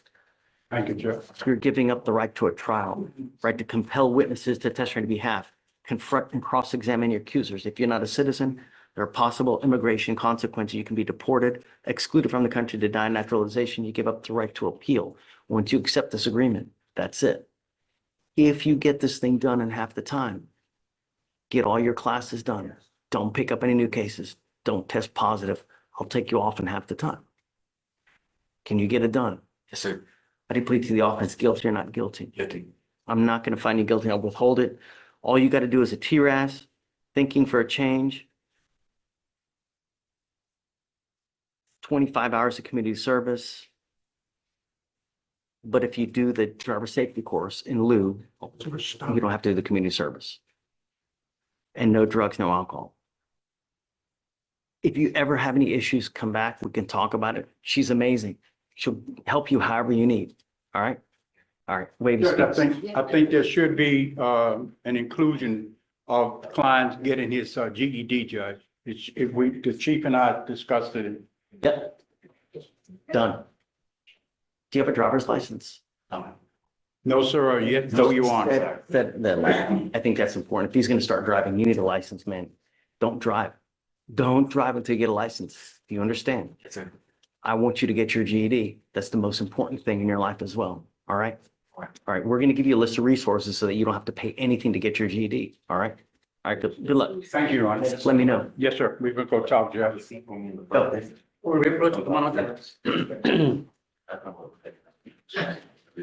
It's only 10 days, just.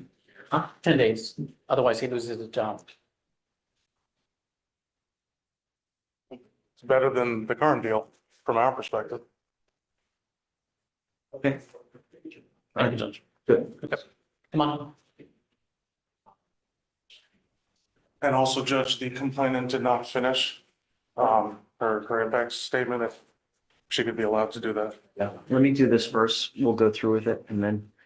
So, Mr. Camano, I'm also putting on a protective order as of today. Mr. Camano, you're charged with indecent assault. You're facing up to a year in jail and or a $4,000 fine. The agreement that you have worked out is a 2-year deferred with thinking for a change, sexual boundaries course, 50 hours of community service, no contact with Ms. Echevarria, and 10 days as a condition in jail. Do you understand? Yes, Your Honor. Is this what you want to do? Yes, Your Honor. You are giving up the right to have a jury decide whether you're guilty or not. You're giving up the right to cross-examine any accusers, confront any witnesses.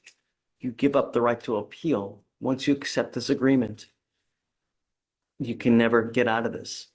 It will continue until you complete this agreement, or if you violate it. If you violate it, I will issue a warrant for your arrest. I'm going to bring you back over here. We are going to have a hearing whether you violated this, and if you do, you're looking at an entire year in jail. Do you understand? Yes, Your Honor. If you're not a citizen, there are possible immigration consequences. You can be deported, excluded from the country, denied naturalization under federal law. The U.S. citizen, Judge. Okay.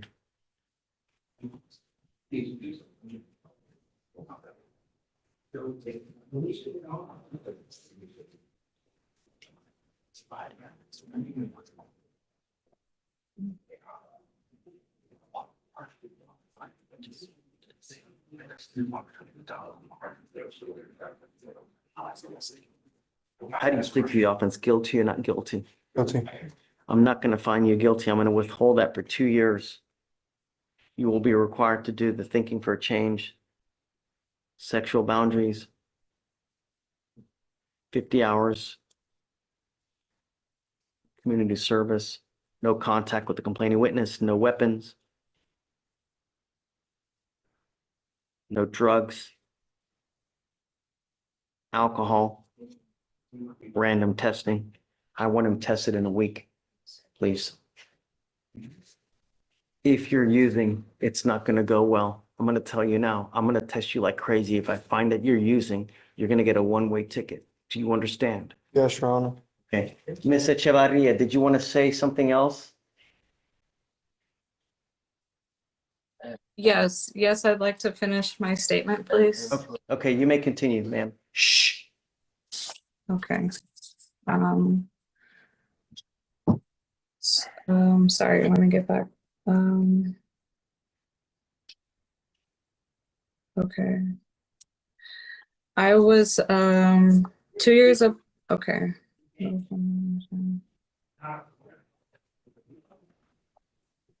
So I have submitted requests to the HPD, Houston Methodist, and the Forensic Center to access police reports, my toxology, and my rape kit results, all things I should have had years ago. I just began accessing public records on my own because no one helped me understand I had the right to review them. And this is why I wanted to request a continuance.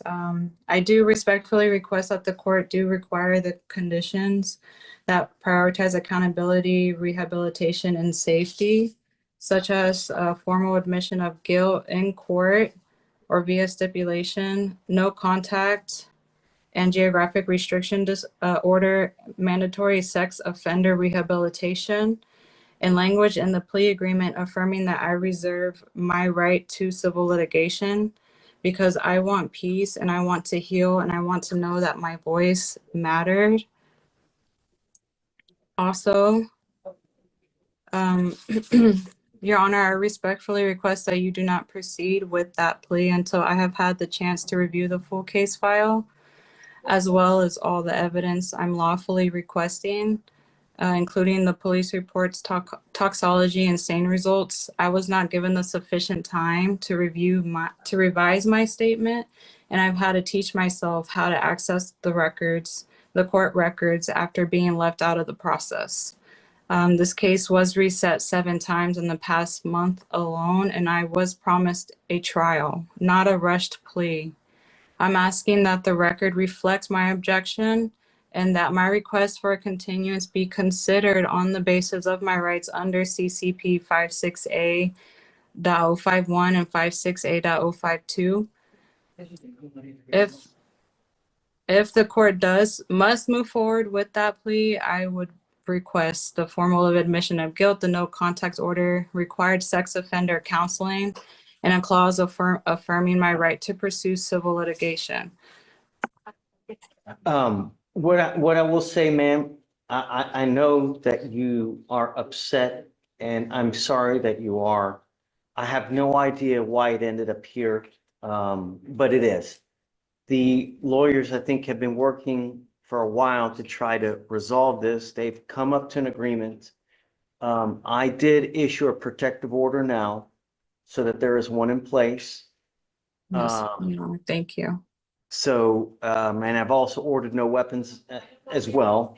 So, Is there any way he can have the sex offender counseling? I feel like very much so. I don't have, that's not something that I have access to down here. That's only in the felony courts. So I don't get access to any of that stuff.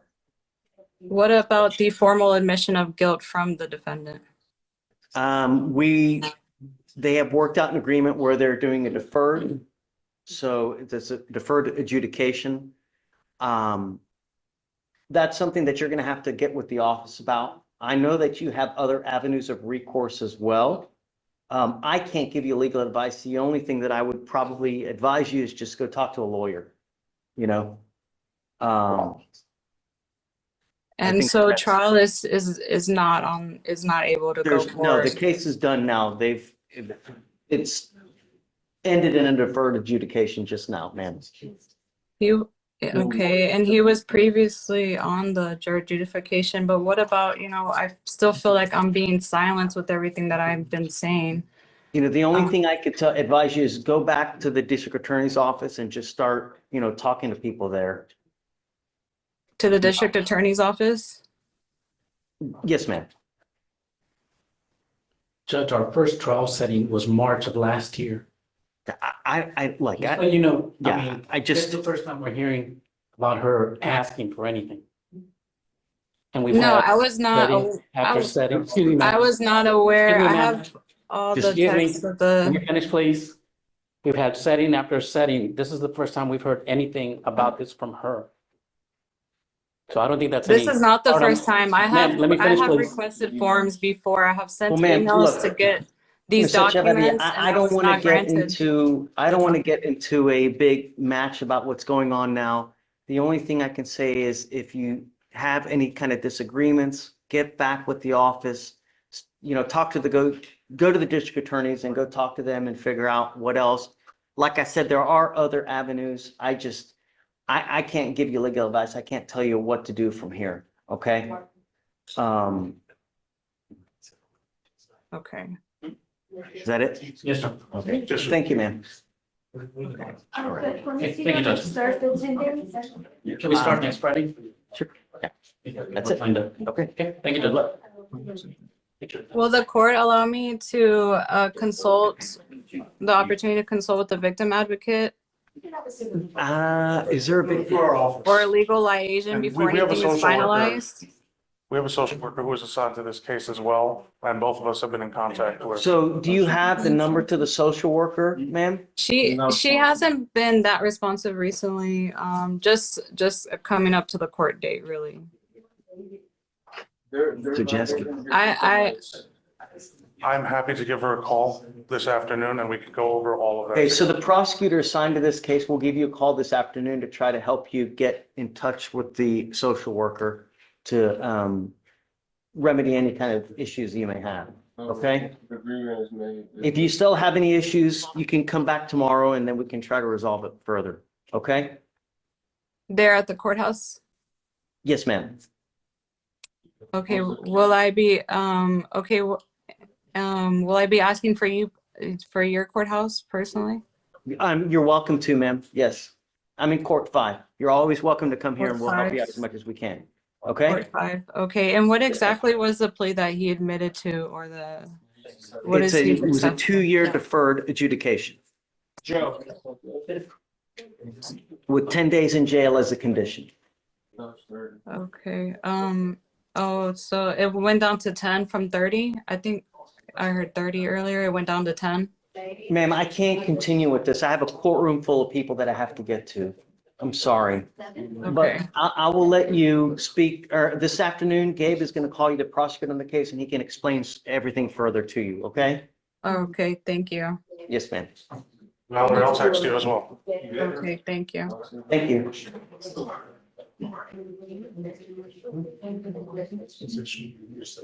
Are you waiting on dismissal still? Is that what you're waiting?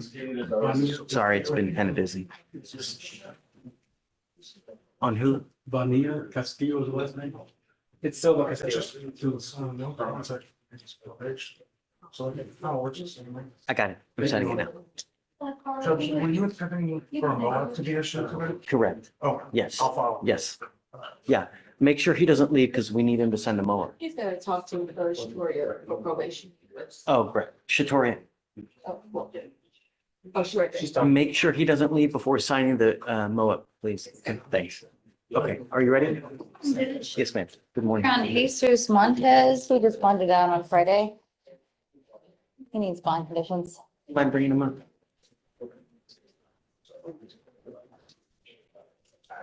Do you have a phone number? Is it? 2547487.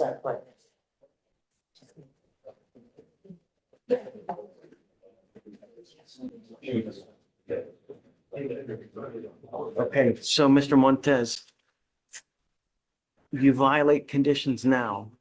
I can have a hearing to hold you at no bond. 0 bond. Do you understand? When I mean no contact, I mean no contact whatsoever. Phone calls, social media, text messages. Do you understand? I'm putting a monitor on your ankle so I know where you are and you're not to go anywhere within 500 feet of where this person lives or where this person works.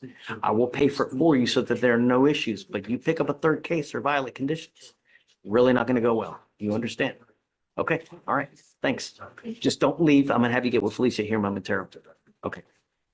Judge, can you send some bond conditions? I'm trying. I'm trying.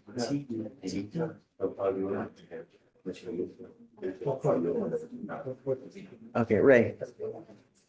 I saw the email, Judge. I still don't know if they can say that it's not a legal substance that he was taking. And they even say it's possible he could have had a prescription for it because he does have anti-seizure medications. I'm just saying that it's like, it shouldn't test for it though. It shouldn't test for. I understand, but it's an anti-seizure medication. It's not like it's Xanax or anything like that. It has a specific purpose. Phenobarbital has a specific purpose, which is anti-seizure, which he does have anti-seizure medications, whether. Right? Is it she? It's a he. Yeah.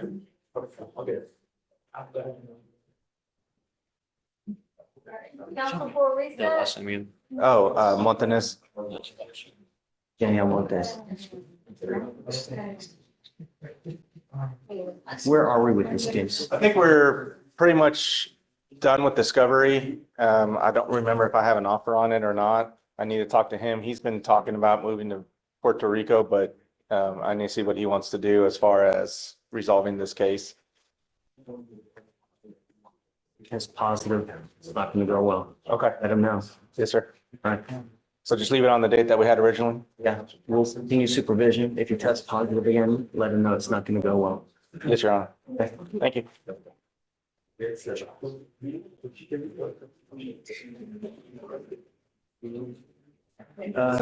Omar.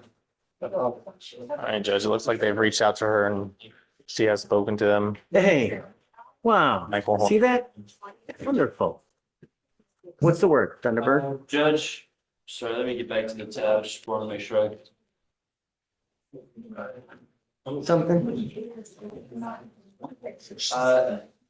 looks like, Your Honor, she says that, the ankle monitor is the only thing making her feel safe. And that,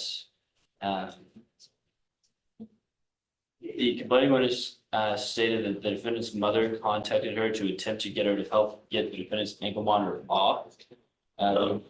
the defendant's mom was Whoa, concerned for that's no playing fun. with his safety or the harassment. And Your Honor. She also said that he hasn't contacted her since Your Honor, their last contact. the state would also like to mention that there was a previous ag assault of a family member that was dismissed in 2019, where it was alleged that the defendant threatened the fighting witness with a gun. Yes. So I think that's why we put these. That case was dismissed, Judge. Yes, on initially because of that. And now we have this. This is why we put it initially on, you know? Judge, that case was dismissed. I mean, I have concerns that. Truth to those allegations. That's why it got dismissed.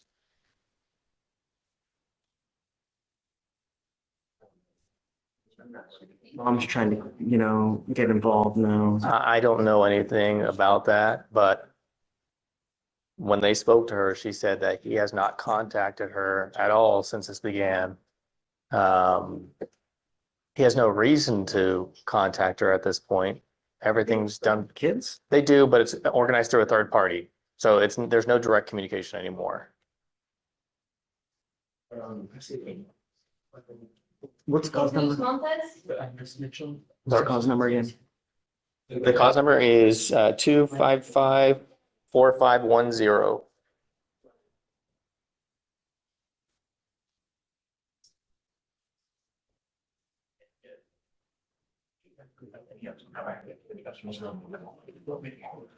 yeah.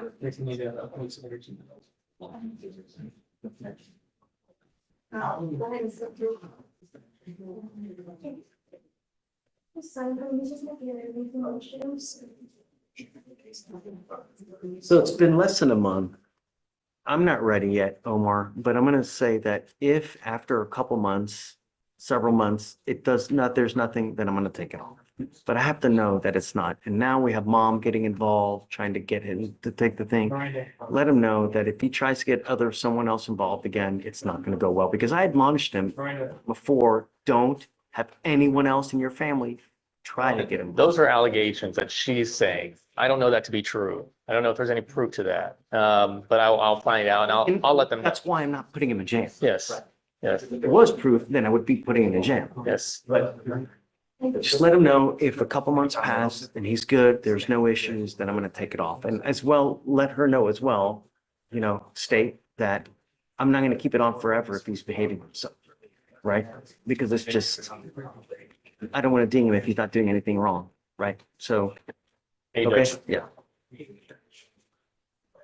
Okay. Hey, Can I have a research? tell me. I have Mr. Avella here. Hey, We're here on Mr. Wiggins. I'll let him. something else happened? So, Judge, No. he has been consistently calling the complainant from the VPO from jail. I believe at last check on Friday, it was since March 26th, it was 130 times or something like that, yeah. So, Back in. Well, he's in He's custody. already- He's in custody. No, ag seg. Goes in ag seg. Judge, Phone privilege is revoked. can we get Ramona to make a record for Sure. that? Okay, let me go back and, can you hang out for a few minutes? Okay. What case is it on? I'll be out. It's on Wiggins. Okay. Okay, I can email you the cause number. No, I'm fine. I'll be right out. Okay, thank you.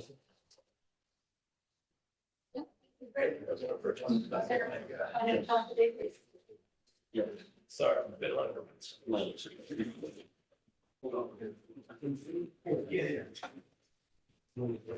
What if that?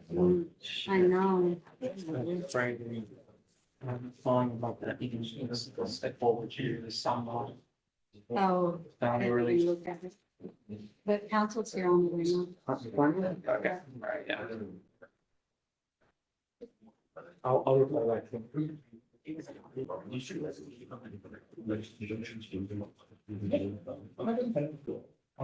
a leading approach, the attorney? Is it? Oh, yeah, okay.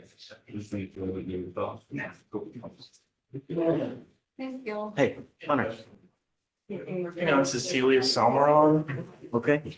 So on her felony cases, she entered into an agreement to do substance abuse treatment. You need SATF or what? You Sorry? know SATF? Santa Maria. Who I sent? Oh, great. Okay, The wonderful. thing is, the thing that's holding her is this case. Yeah, what do you want to do? I don't remember what she has. Wants to go to trial.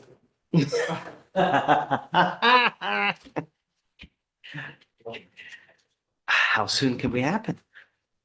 I mean, as soon as possible. I don't know. Stay? They're not gonna take her in and. Yeah, they're not gonna take her until she's done here, so.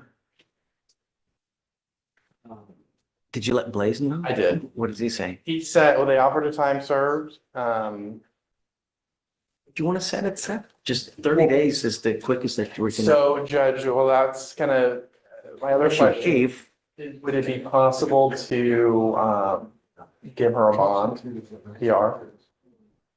Even if we did a scram, if I give her a PR bond, they're gonna take her to Santa Maria.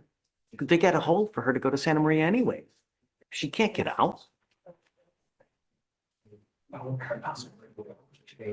okay, let me talk to her really quick. It's just complicated. And I get it. We can go quicker than the 30 if you waive. Okay. Right, but the only problem is I want to see if they can get their witnesses lined up because I don't want to, low blow them. Right. So is Selmer on his last name? I don't think we'd agree to a 10-day setting. No, I'm not saying that. Oh, No. sorry. I'm not saying. That's what I heard. No. I got nervous. Okay. First day back and I'm. He wants to set the DWI.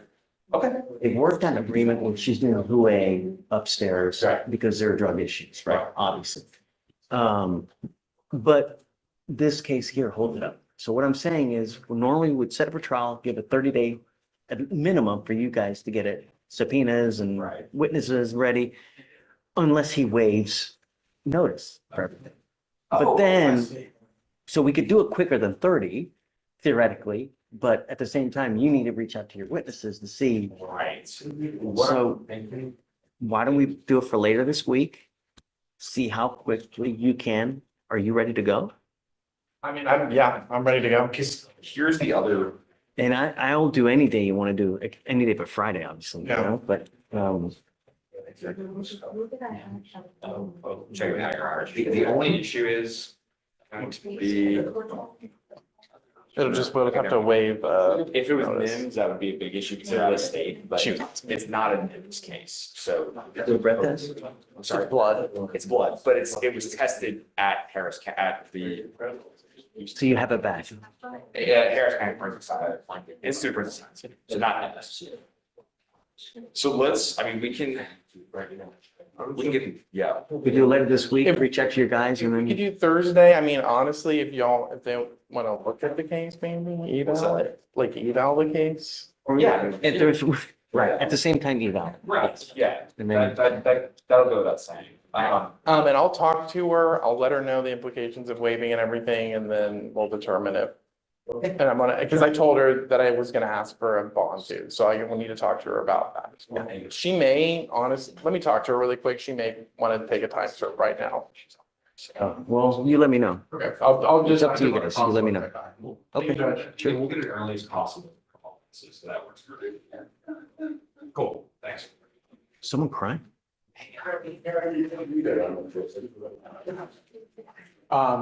Do we want to do the? She went. Hey, talk. Yes, briefly. I have Dante Daniels on your docket this morning. He did not make an appearance and he Oh, he has a felony open warrant. does in 177. So 5,001. And I also filed a motion to withdraw. Okay, I'll sign it for you. Thank you, Judge. Ready? Yes, Judge. Grab Mr. Zelaya from last week. This is the kid that we were going to do a mental health release to the Harris Center. Okay, so let's do it. So is he not in the back?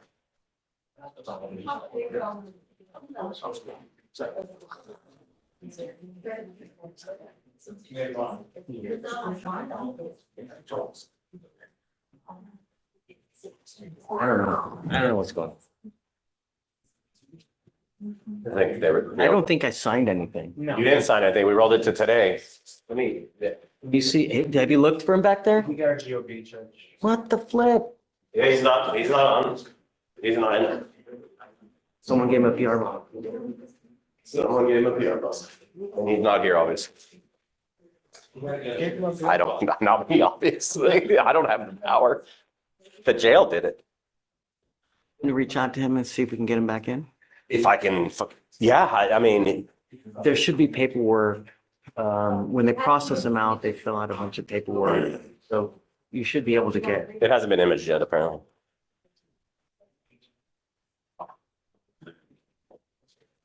Roll it to tomorrow, maybe. See, Maybe it'll be imaged by later today. yeah. Okay, I'll look it up. I'll put him on for tomorrow, if that's okay. If I can find him. Well, thanks for all the work. Really do appreciate it. I do. Greg, it's gonna happen. Like, we'll get him No, I back. know, If I he know. takes off, it is I what know, it but he's been is. great. He emailed me on Friday. He had everything ready to go, and so it's like. It's Murphy's Law. Yes. Yeah. All right, thank you, Judge. See you tomorrow. I read it. Morning, Judge. How are you? Calling about Doris Garcia, Judge. She's the one we were talking about on Zoom, about whether she was in ICE custody or not. Oh, right. And I got a call into the attorney, no response yet. But they made an appearance this morning at immigration court. And the boyfriend who was here Friday sent me information from that court, from the attorney, about when they have a bond hearing for immigration on the 15th, and the next immigration hearing. 15th of April? Yes. Okay, so let's set it for the next day. See, if she gets a bond, she needs to be here for conditions. Yes, we'll try to get it. Yeah. Thank you, Judge. Okay, thanks. Hi, guys. Hey, Judge. Can we approach? I can just really. No, let's just leave him in. Leave, don't, not in my queue, but leave him in like pending Yeah. or purgatory. All right, so I have to do this part because it makes me happy. So Friday, I made myself a crocodile headband or hat band out of scrap. So an innocent crocodile had to be, To be fair, Allegedly innocent. I bought scrap, so somebody else made boots out of it. I took what was left. But it Nice, did looks come with his good. little toes. it's good. Thank you. Yeah, apparently nobody uses the little arms. Ready? Ready when you are, Judge. Okay. Do you mind bringing him out? Wiggins.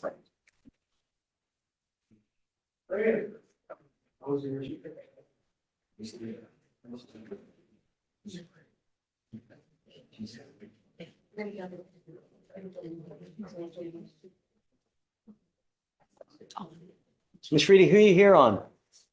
Chat me your info.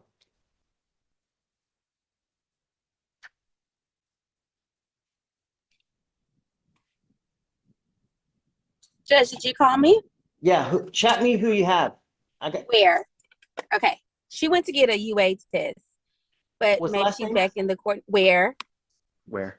That was negative, judges for BDR for a missed test. Okay. Is she here now? Come up, ma'am.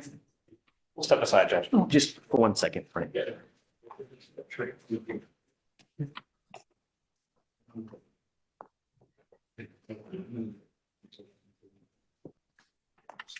Don't miss again. If you miss again, that's not going to go well. Do you understand? You Okay. don't get another crack at the whip. Your lawyer's here with you now. I'm glad that you tested negative. Good job. But if you miss again, the warrant will issue. You understand? All right. Good luck. We'll have you reset here in a second. Judge, how's May 20 through the 22nd? May 20th through the 22nd, Ms. Reedy. Okay. She already has a date on the 8th. We're going to go ahead and reset it. You went the same day the last time? Tell her the 22nd is fine. Done. We'll have her sign it. We'll give her a copy, okay? Judge, may I be Okay. excused? Yes, ma'am. Thanks. Hi, Judge. I gave you Mr. Wiggins. So, I'm up. Judge, Ramona wants to know if we're on the record. Oh, yeah.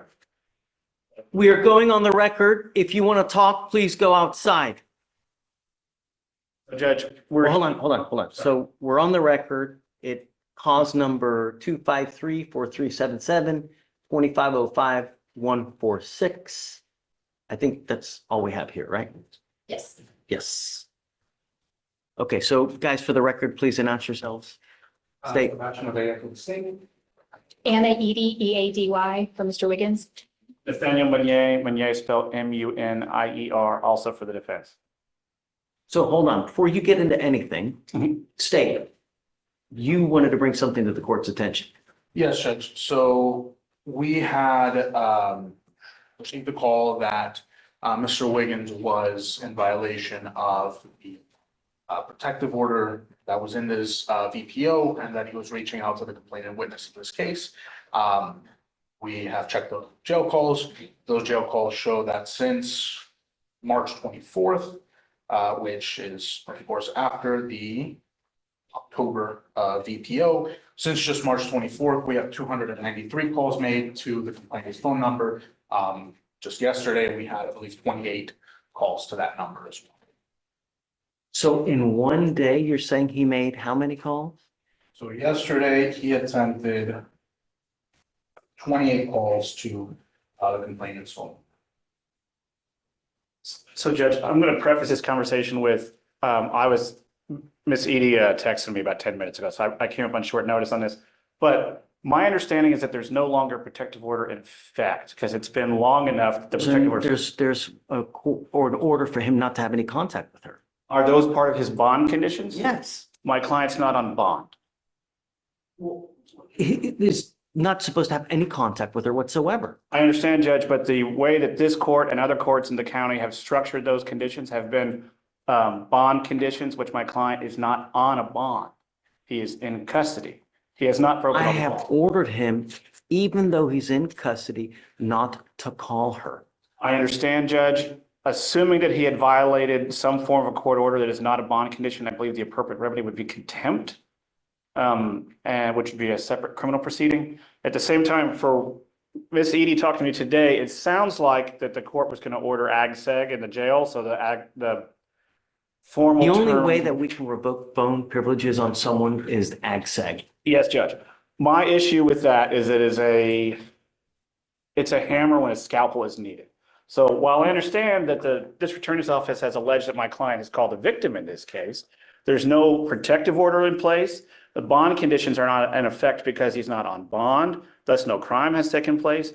And third to that, Judge, if he's to move to ag-seg, he would not be able to make any phone calls, not just to the victim, but anyone, including counsel, which while we are here on a misdemeanor, he is in custody on a felony and relatively serious felonies, and not being able. Okay, I understand your plight. Yes, Judge. But there are other remedies for you to be able to communicate, letters, in person. But the only way for me to be able to ensure that the complaining witness is not called is to put him in segregation. That's the only way.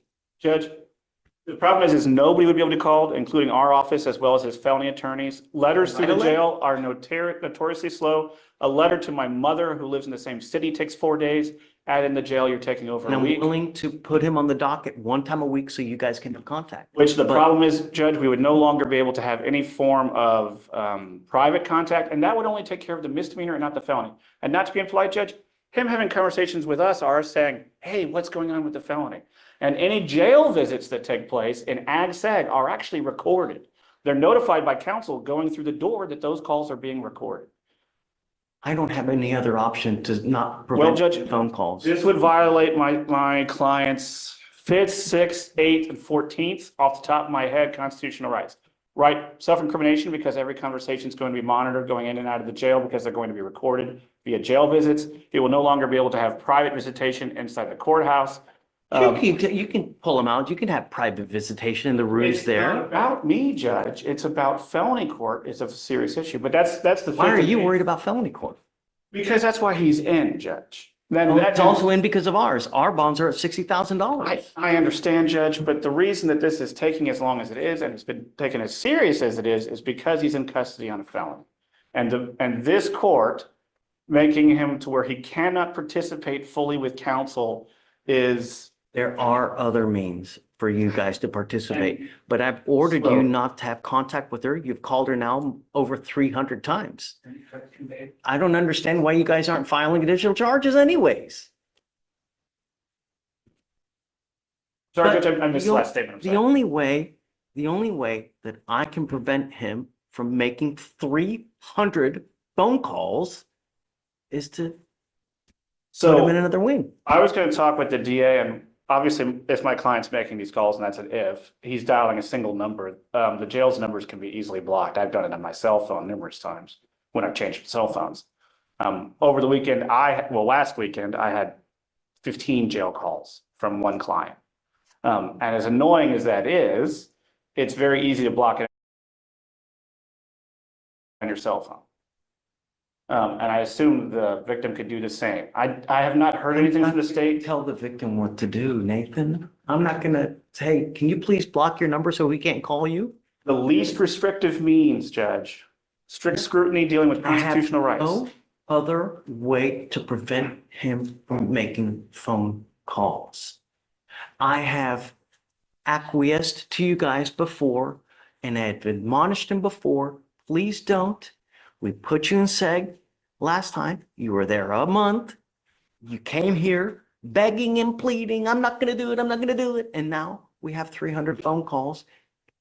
So I don't know what else to do, but now back in ag seg. I'm going to sprinkle the word allegedly to the phone calls because this is the kind of thing where records would exist that have not been provided to the defense by the state. Do you have the records? Well, I mean, I have them, I just have to get I have to do the form, so I get them up with the forms, yeah. Okay, so let's set up a formal hearing, because I don't want, you're right.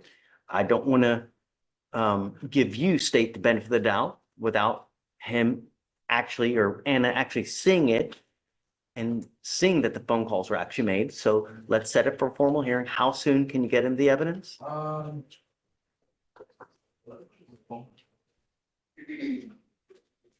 think the last time that I got killed. I mean, it could be tomorrow, it could be a few days, so, I don't know if we want to set it off next Monday or something like that. I think I should have it by then, this is just the point that I actually connect with spend those places.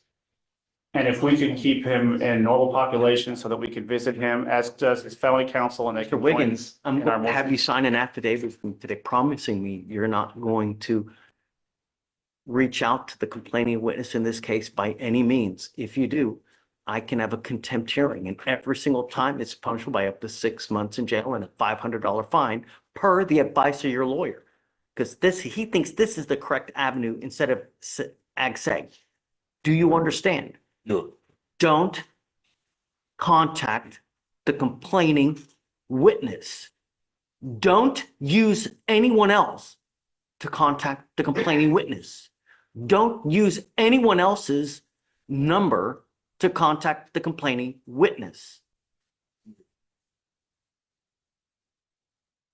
I'm going to rephrase what he just said. That means calls going through third parties. So if you call mom and have mom call her, that's against the rules. If you call mom and have mom forward the call, that's against the rules. I said real. Yeah. Okay.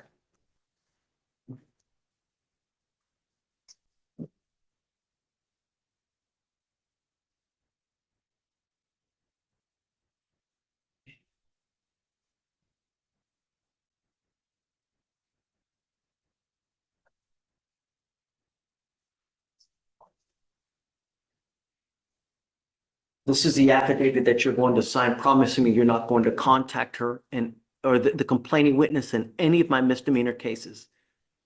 Do you understand? Okay, so you want to set it for Monday? Okay.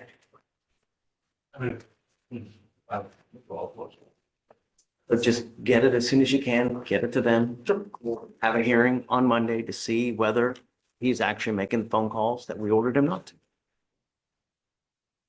This is you swearing that you will not make these calls. And let it be clear that it truly have no least restrictive means than to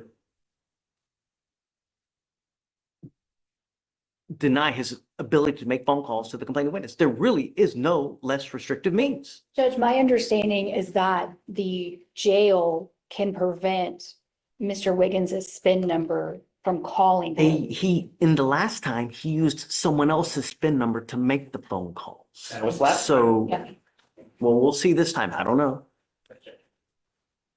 Okay, all right. Just for the record, Mr. Wiggins, I want you to make this aware that this is the court having you swear, which is legally binding, that you will not be making any calls. And if you violate this sworn oath, then that is punishable under the law. You understand? Sure. Okay. Thank you, Judge. Thank you. Thanks, guys. See you Monday. He's gonna have to be sworn, by the way. Yeah. Okay. Gentlemen. Oh, yes, off the record. Hey, Judge, good morning. Thanks, man.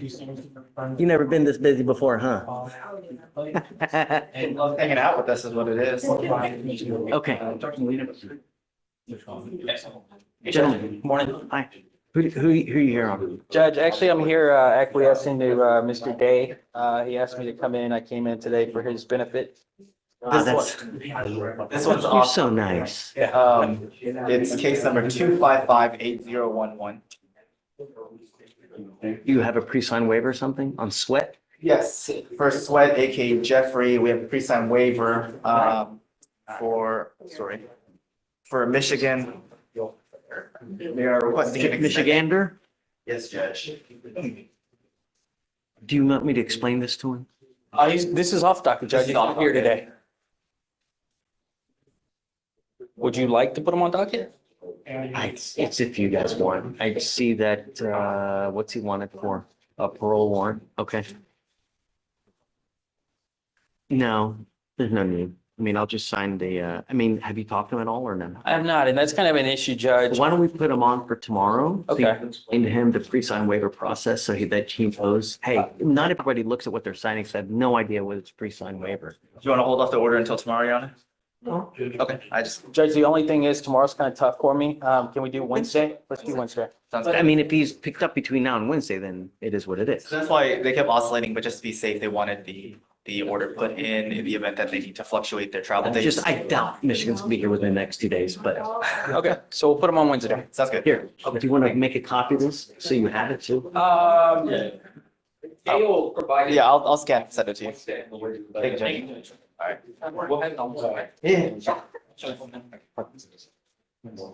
I'm here for Francisco Hernandez. Hey.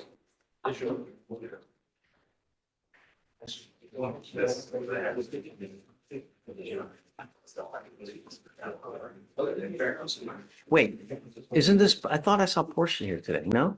Yes, Judge. So I'm subbing myself in for Portia, and I have a motion in Okay. to. She got tired of us already or what? And so. Okay, done. You're on. Are you sure? Yes, sir.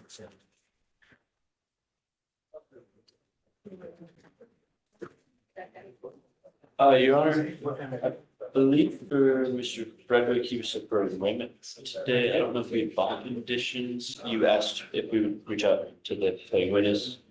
I did clarify. Let me see. Were you able to reach out to this person? DVD was, Your Honor, and I was able to, I just talked to DVD about it, and they advised that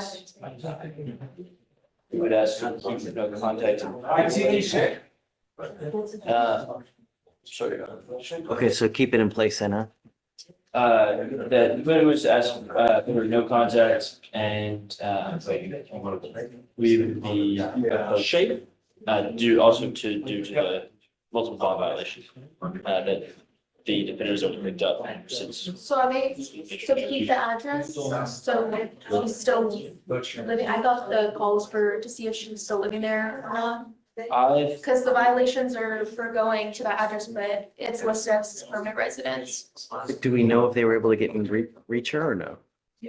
They were not able to reach her, they did not call this morning. What I had was. Yeah, I was hoping that you guys could reach I out. believe the complaining witness, yes, sir, my apologies, Your Honor, I think I may have misunderstood you. Let me make that call real quick. Yeah, let's see, can you see, is she living at this house? If she is, does she want him? Is she okay with him going back? If not, then you're gonna let. It seems to be, case managers in like two different like units, but they're in the same Like it's one apartment complex, multiple buildings. Yeah, two so units find, within the can you same find building. out the like layout as well? Do they live together in the same, is it different places? Yes, sir. Thanks. Vic, did Mr. D reset Macintosh? No, Judge. Still open? Yeah, you. BBR and lock. And insurance.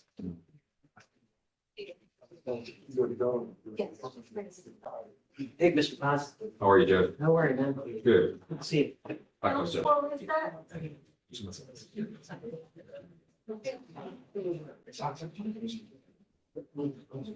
Yeah.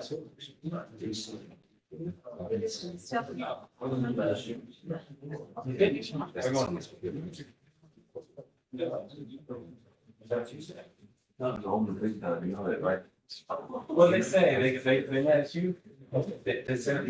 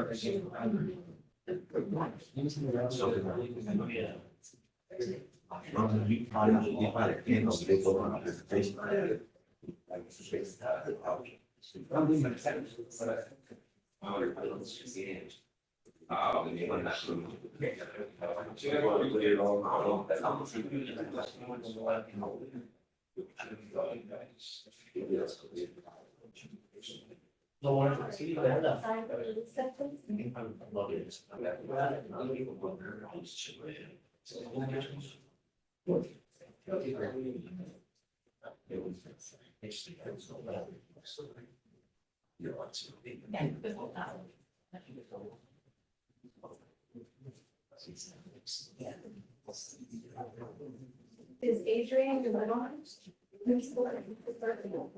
So it's not Francis. Yeah. So I have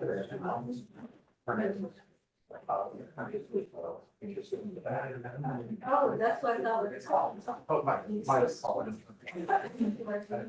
Yeah, I'll put it here.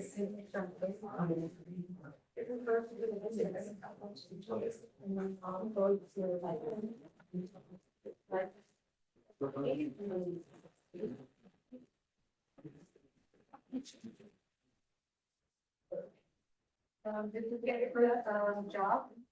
So I do have the jury imprisonment. I can show. No, I can just email it to me. Yeah. And then I'll do.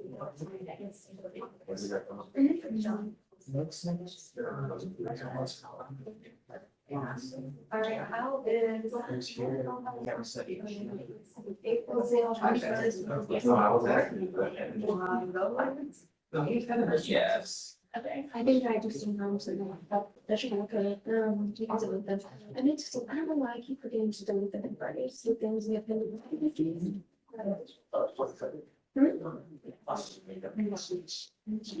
These conditions, so. That's probably what it is. Great, you said about that. No, no, no, he's hired on. Now it's me and everything.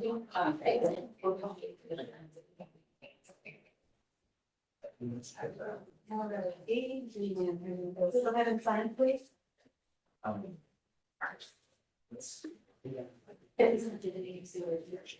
Phil, do you need a straw? Let me, I'll go through it, because I probably don't. I didn't clear it Friday. Is there a pending document? Let me see. Yeah. He's on docket today, but he was absent. I think that we rolled him from Friday. Now that one is. Judge, if I can just approach back on that one again. I tried to reach out to her, didn't get an answer yet, but didn't get an answer yet. From the rep that we have, it looks like she no longer lives there. Would you want an address restriction on her new address? Yeah, if she wants, I mean, I need to know if she wants it though. Yes, Your Honor. Yes, Your Honor. So here we have this complaining witness. Yes, Your Honor. So no, this is an assault case. Matt should put conditions on it. We have a BVR already. So, but I'd like to know, does the complaining witness want conditions? Does she want them back? I don't know. So this is a DVB case. We'll talk to Sebastian, get him in here, and get defense in here as well. Well, this is an arraignment. I don't think. Oh, so okay, so you're not worried. Oh. Literally got out of jail and now we have a BVR. I just. Is he already in the? Well, he's in the jury box now. Exclusion zone of where he lives. Does she live there as well? That's what, so you tried to call her just now? I did, Your Honor. From what I have, I think she used to live there and moved out, but I'm not sure if she moved to a separate unit. I'm not. So you just talked to her? No, that's just from the RIP. You just couldn't get it. I just couldn't get her, but from the original RIP, I think she was living with them, but it's no longer with them. So I'm not sure exactly where she lives now.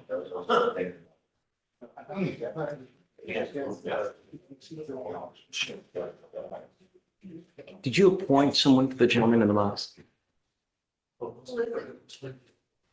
Frederick, Christopher. Frederick. Yeah, he did. Harold. I emailed him, he said he was on his way. Would be here in 10 minutes, but that was more than 10 minutes.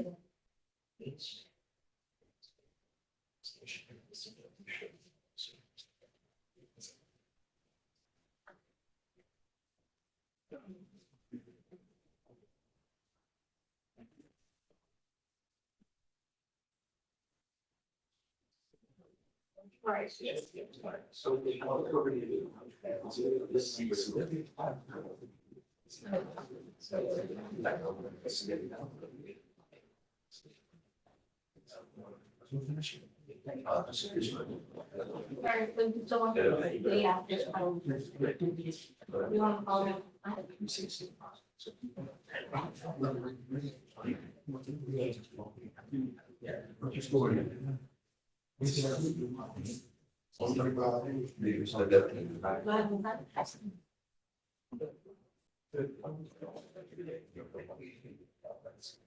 Mr. D. Yes, sir, Your Honor.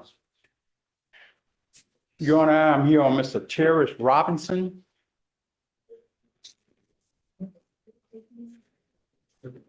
Looked like Mr. Terrence Robinson had an outstanding case that was unbeknownst to him. It looked like he posted bond on that case. Looked like it was an assault case.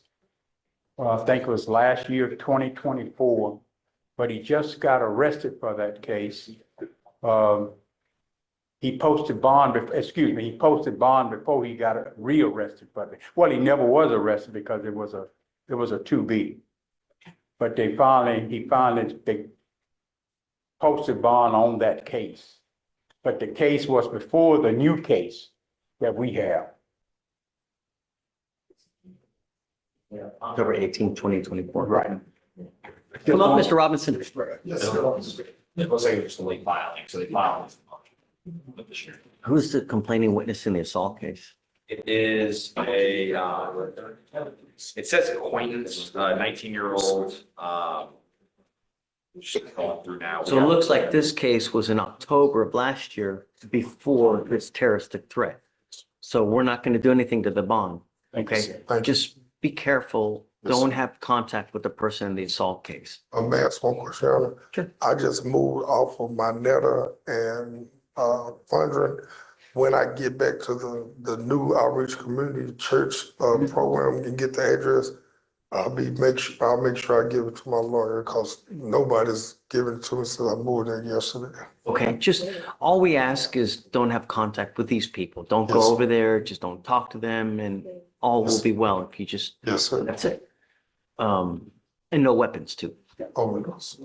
So we're gonna create bond conditions for you. We'll have you sign it and then you're free to go. Okay. I just bought what they gave me when I got out. It was a G. But they Oh, put So your you already GPS, posted bond on that. That's Sorry, Your Honor. I'm sorry. did they give you a GPS? He has the bond sir. already, Judge. He Okay. just posted bond. He has a bond on the case. You got a free bond, right? Yes, sir. Yeah, okay. Yeah. Got it. Sorry. All right, take care. Did you find PC on the new one? Or? Oh, It was, have we not done PC on it? Tomorrow. Oh, yeah, he said tomorrow. I guess let's do it. Please. Officer was assigned to a case of follow-up investigation for an assault bodily injury that occurred on 10/18/2024. Officers made contact with the complainant. Complainant stated the incident occurred on the corner street bakery near Main Street Square. Complainant stated that he was talking to a friend. Complainant stated that he was sitting down. He saw the defendant grab a metal water bottle and threw it against the head of the complainant. Complainant stated this caused him to lose consciousness and a laceration on his head. Complainant stated he felt pain. Complainant stated he ID'd the defendant. Complainant texted the officer an image of the injuries. Officers stated that the image showed a laceration of the complainant's head. Officers created a photo spread using the defendant's most recent mugshot. There was a photo, a six-pack lineup spread. So both just complete unknowns. It doesn't. It appears that way, Your Honor. It does show in the office report that they were acquaintances. But I don't, sometimes they say that and it's not the case. But a mugshot was done and or a mugshot lineup was done. The complainant ID'd the defendants. They met with the complainant on 3/19/2025 when they administered the double blind photo spread and he positively ID'd the defendant. Okay. Understand, all we want, Mr. Robinson, we want our streets safe. We Yes, don't sir. want people that are walking down the street and they're scared to walk down the street because they're gonna get assaulted, Yes, you sir. know? You now have 2 open cases. Don't pick up a third. It's just not gonna go well. So don't have any contact with this person, no weapons and all is good, all right? Yes, Your Honor. Yeah, my word. They're gonna create the condition, we'll have you sign it, and after that, you're free to go. Yes, sir. Thank you. And Your Honor, Yes, no contact, no. we'll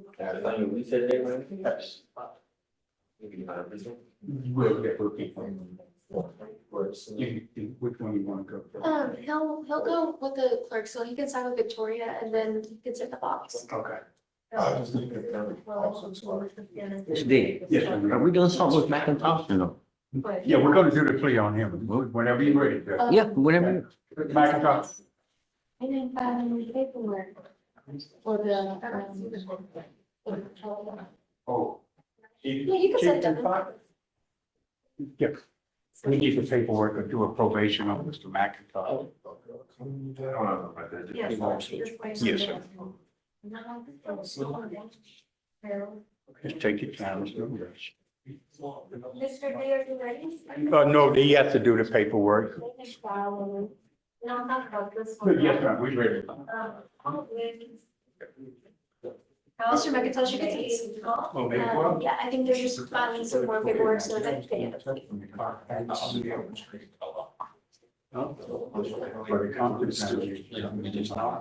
Yeah, I got a pause. Well.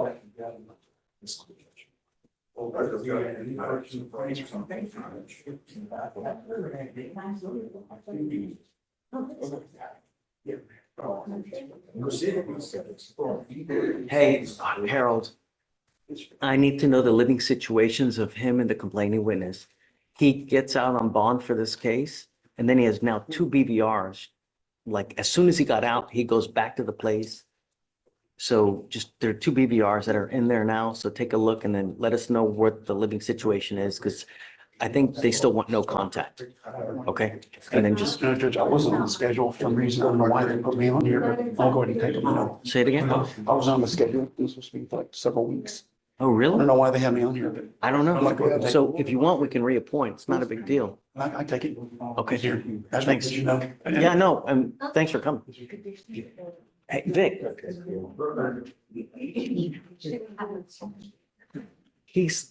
Harold's not on the list for us, for taking appointments in here. It's always something. All right, go ahead and have a seat. You're waiting on your response. Yeah. Yes, sir.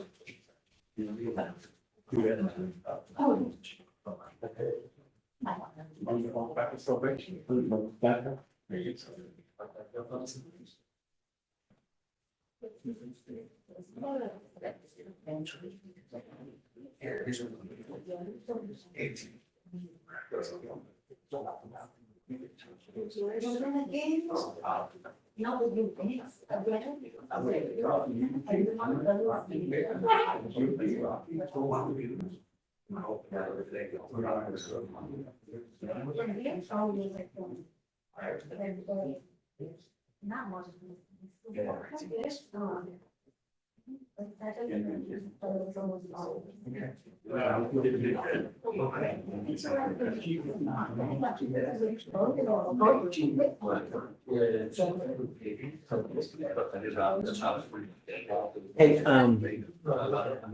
Vic,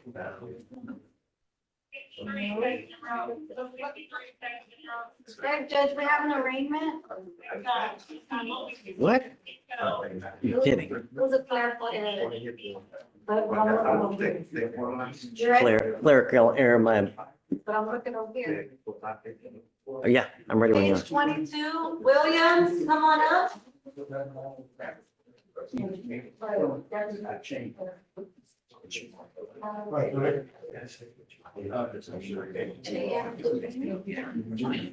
Yes. But I will go to Reyes.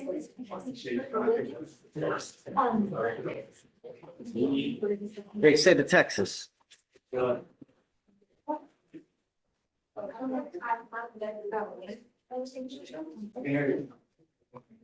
it was one thing off the mail.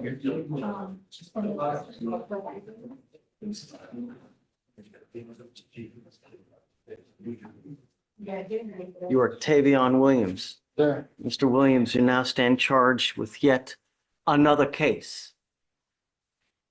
Terroristic threat of a family or household member. You are facing up to a year in jail and or a $4,000 fine. We're going to do probable cause. You have the right to remain silent. Anything you say can or will be used against you. You have the right to have an attorney present. If you cannot afford one, one will be appointed to you, sir. Thank you, Judge. On March 30th, 2025, in Harris County, Texas, a law enforcement officer was dispatched to a disturbance and made contact with the defendant and the complaining witness. The complaining witness and the defendant were in a previous dating relationship for 3 to 4 years. The complaining witness stated that the defendant was upset because the complaining witness broke up with him. Complaining witness stated that the defendant called and texted her multiple times. On one such call, the defendant stated that he would go to her location, punch her in the face, and break her phone. The complaining witness stated that she then stopped answering the defendant's calls. The defendant then showed up at her location and attempted to make contact with her multiple times and grabbed her arm from across the counter. The complaining witness stated she And did what? grabbed her arm from across the counter. The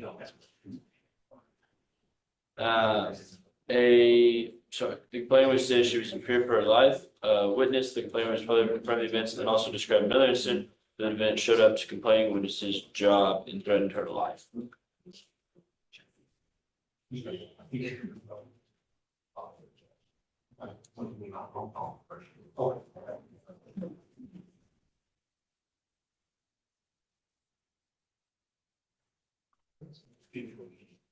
Since December of last year, Mr. Williams, unlawful carrying of a weapon, felony UUMV, evading arrest, gun case, felony gun case, and now a terroristic threat.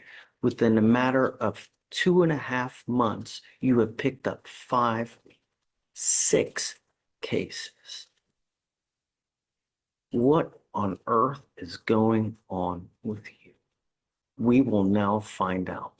I'm ordering you now to go take a drug test and you will return tomorrow so we can fulfill the bond conditions. If you so far as have any contact with this person, I'm going to make your bond so high you'll have teeth falling out. Do you understand? You are not to be in possession of any weapons, and I'm going to put a monitor on your ankle so I know where you are at all times. The next case you pick up, I'm going to freaking lose it. Do you understand? Yes, Your Honor.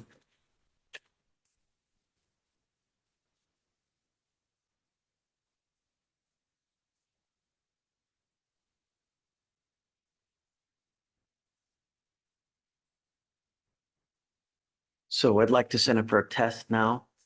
And then right afterwards, he gets a GPS monitor, not to go within 500 feet of where the complaining witness lives, works, no weapons, no drugs, no alcohol, and then we will return tomorrow to discuss the results. We will also, in the interim, give you an application to fill out, and you can bring that back tomorrow to see whether you qualify for an appointed lawyer, sir.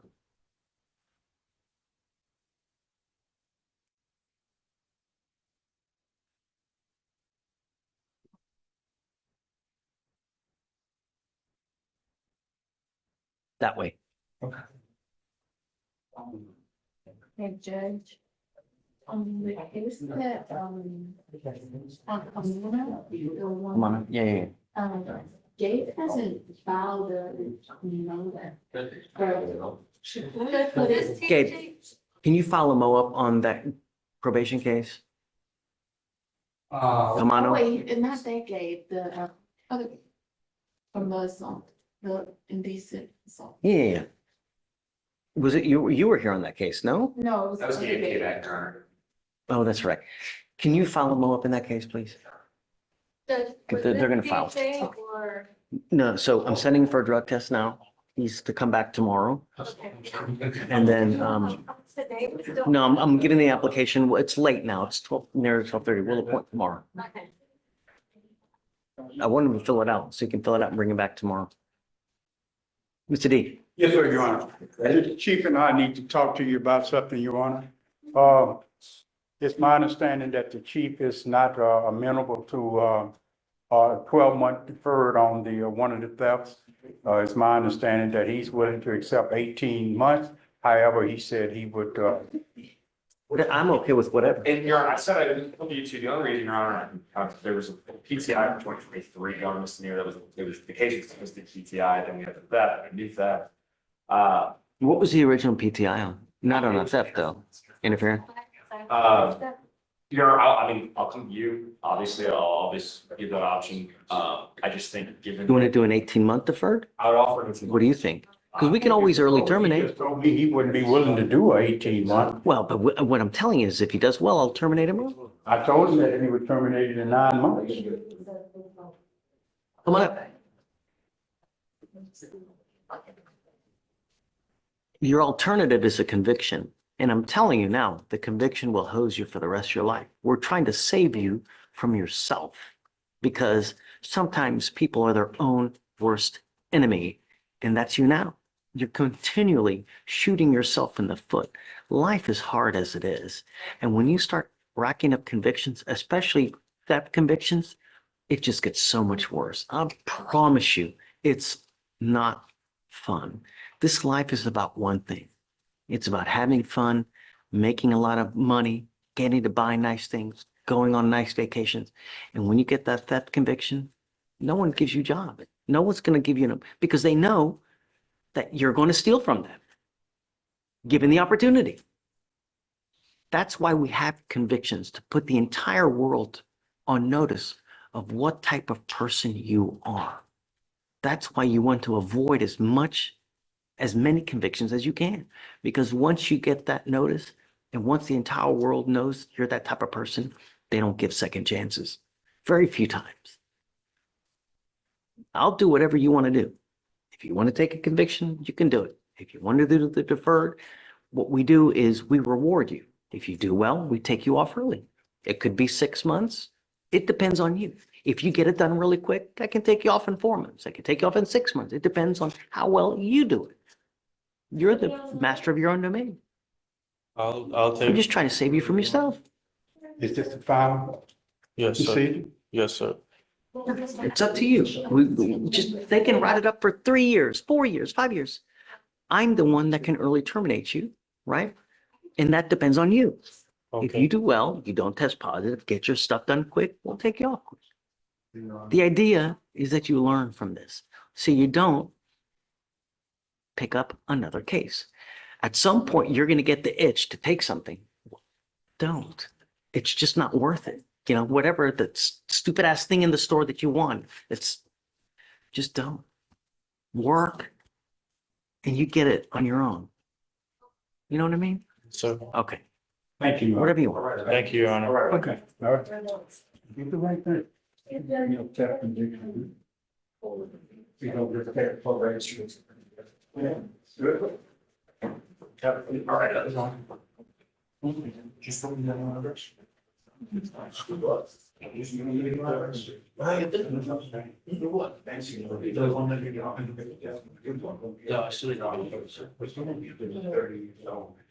You can always work on it.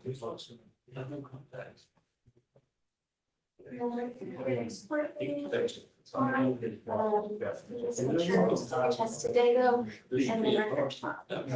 You're with them. Wants the GPS number, but he needs to do.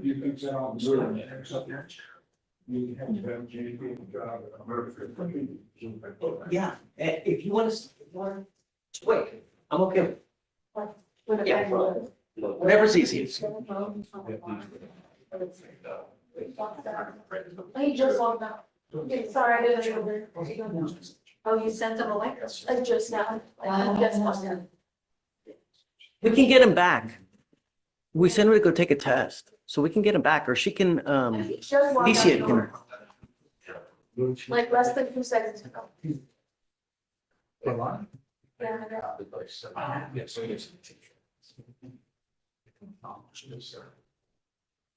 Did you guys file conditions on Robinson? You did? Okay.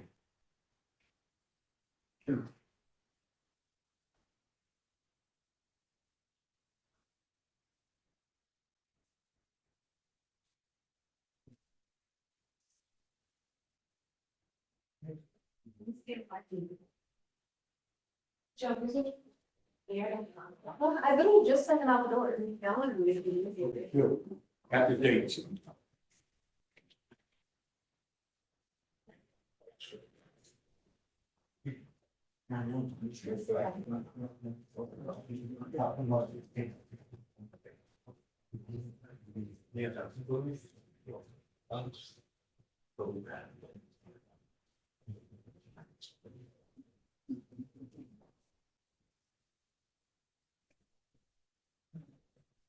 Well, Judge, there's a financial affidavit in there For who? for Williams. Williams? For-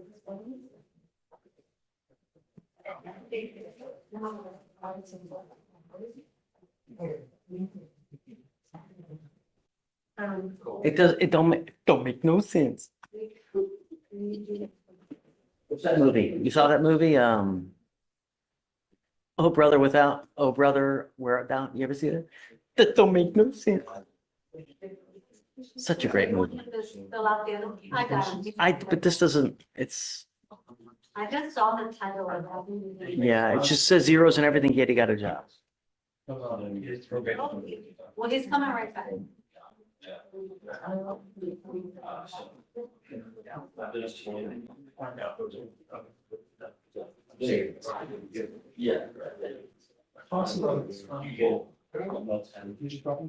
people got them. Oh, this is through there.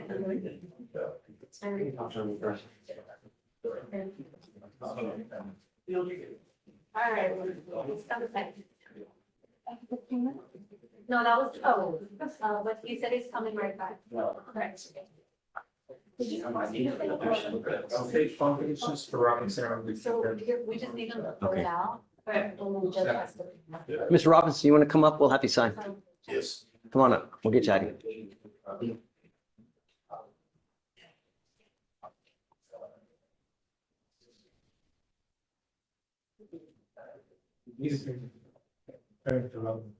I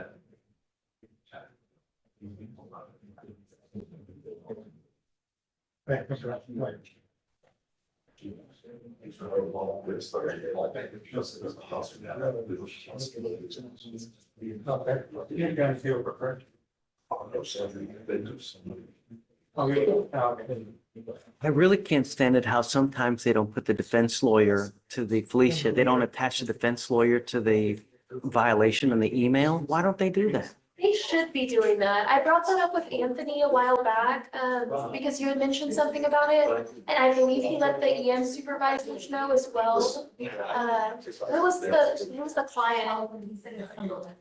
Oh, it was, I did it like 5 minutes ago. That's okay. I can look through them, and see which ones don't have them and bring them to the supervisor's attention. Because they should be attached there. And sometimes if they don't have one, they should be like stating that they don't have a current counsel. So I'll make sure to bring that to his attention. And I don't, like, I've seen it twice, so it's not that big of a deal, you know, it's really, don't make a mountain of them. I know, but I know that's frustrating. Hey, Judge, on Mr. Frederick, Hold on. Can we wait for defense lawyer to get back? oh, I was just gonna let you know that, I talked to the complainant and she doesn't have like just found motels basically, so we don't have like. She's not living at that house. Okay, so I'm gonna take the restriction off then. Okay, you heard that, Felicia? Yes, just. So we'll take that off and then they put a curfew, 7 PM. What? Yeah, they put it, do you want to remove the GPS device or? because there's nowhere to- GPS device curfew and exclusion zone, you can no contact. Yeah. Did you want to keep the remain within Harris County as well, Jonathan? No, take it off. Yeah, I figured, but I just wanted to double check with you. Then, I'll continue supervision and then we'll, and then, as soon as Harold gets back, we'll let him know. And Is he still here? you're, I think, yeah, Okay. they're outside talking. yeah, so, we can, and then, just amend the law, I guess, accordingly. Do you mind bringing up the moment?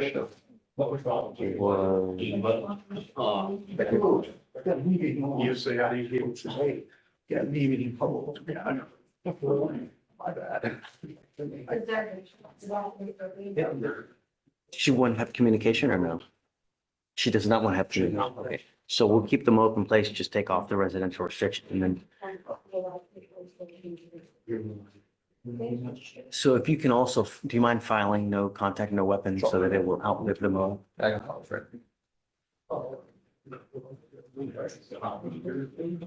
Just, You want to go through the list? Yes, Judge.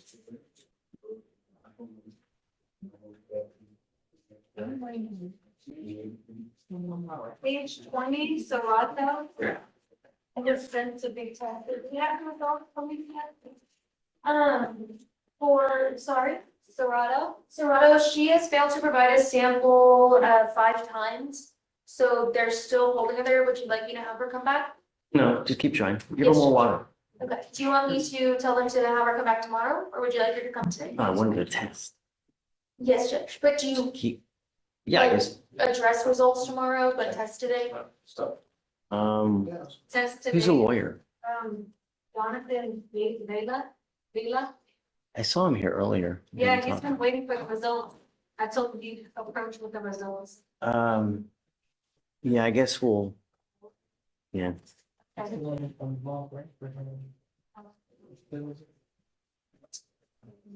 Nobody has. That's pretty good. That's it. No, we got a plea. No, we got a plea. You have a plea? Oh. No problem. He filed a MOAB on that one. I think that's Blaze. Blaze, yeah, said he, That's the Blaze one said he with the filed it. victim and stuff? That was the one with the victim. I'm not playing my name. My name is Bennett and I ain't in it. I don't know kind of interesting name, if you would, so I need all.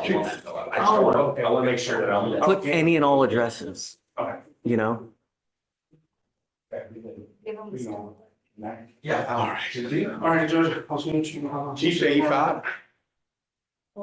You haven't received. Take time. I'm doing. Take time. You haven't seen, you know.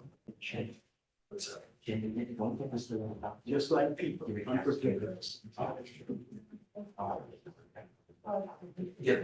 Yeah, most of the that's.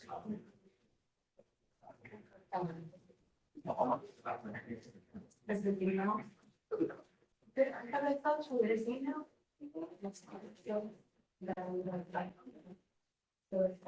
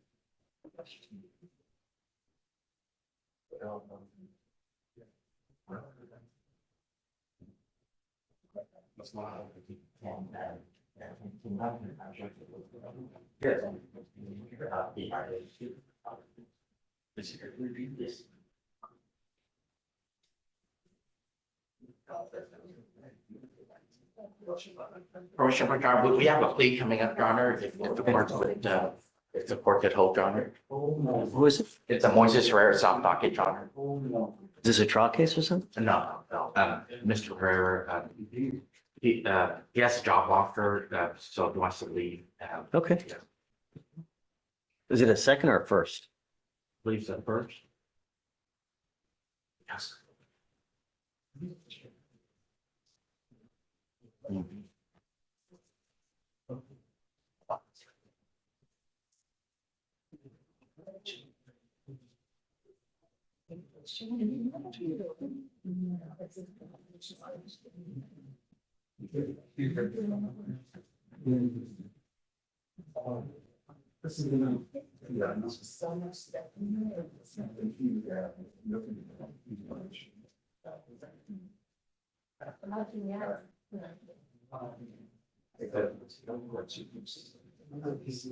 So, they said she's gonna test today, use the pill, use the.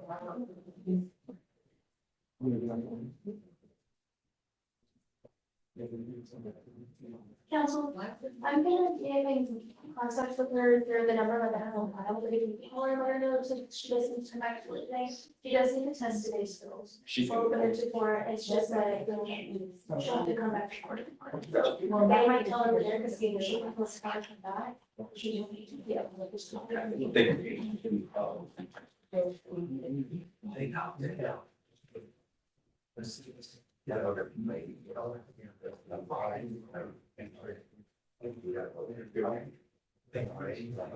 Are you ready on Mr. Lee's plea?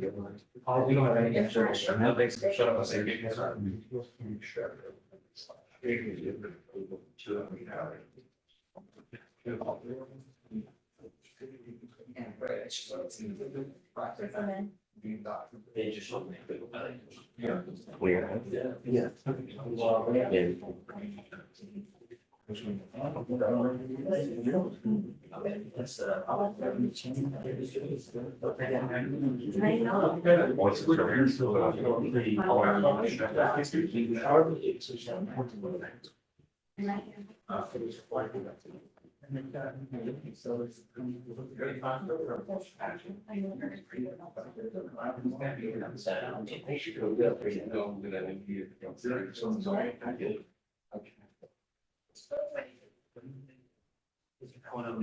my approach. I just want to let you know, the seal of the pretrial had already come and told us that she no longer lives there. Come on.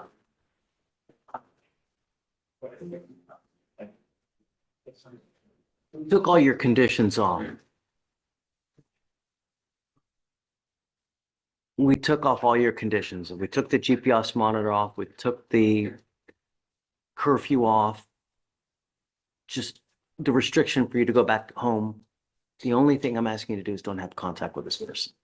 Okay, we took everything off, go live your life, just don't have contact with this person. Don't be in possession of weapons. As long as you can have that, I'm happy. And then just live your life. Don't get in trouble, you know?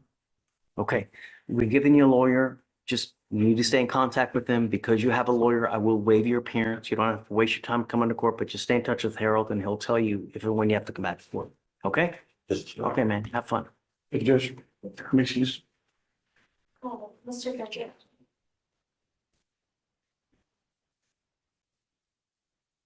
Go ahead, Sonia. Yes, ma'am, right here. Yeah. I'm gonna send it over to Judge, he should sign fairly soon, so after the court should go to, go working with it. No. See what he's there. Here is your next one. I would probably wait like 30 minutes or so, or Judge, could you sign the conditions that I just sent over for Mr. Frederick, just so he can go Yeah, right to now. 49? Yeah, right. Thank you. Okay, so you should be good. Thanks.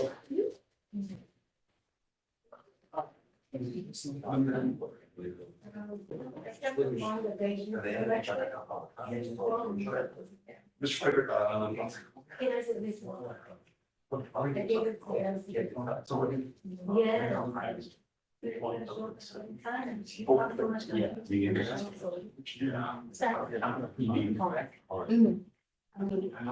would you want to get the notice earlier in the meeting?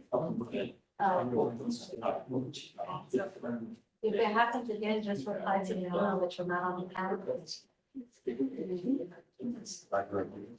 Where's the picture? No, today is the 7th. And you're on the calendar. Yeah, this is clear, but online it shows your.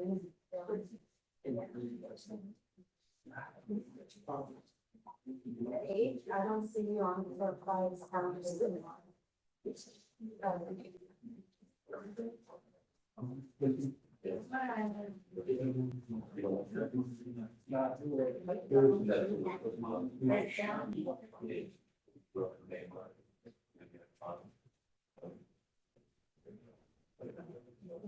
Okay, Mr. Dixon. Ready? Okay, you walk through this. Make it right to see. All right, Mr. McIntosh, this is a good deal. I hope you do well, you know? I will.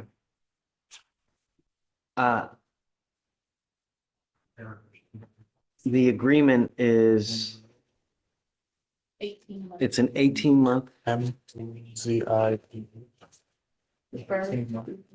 I didn't print out the new one. 18 months.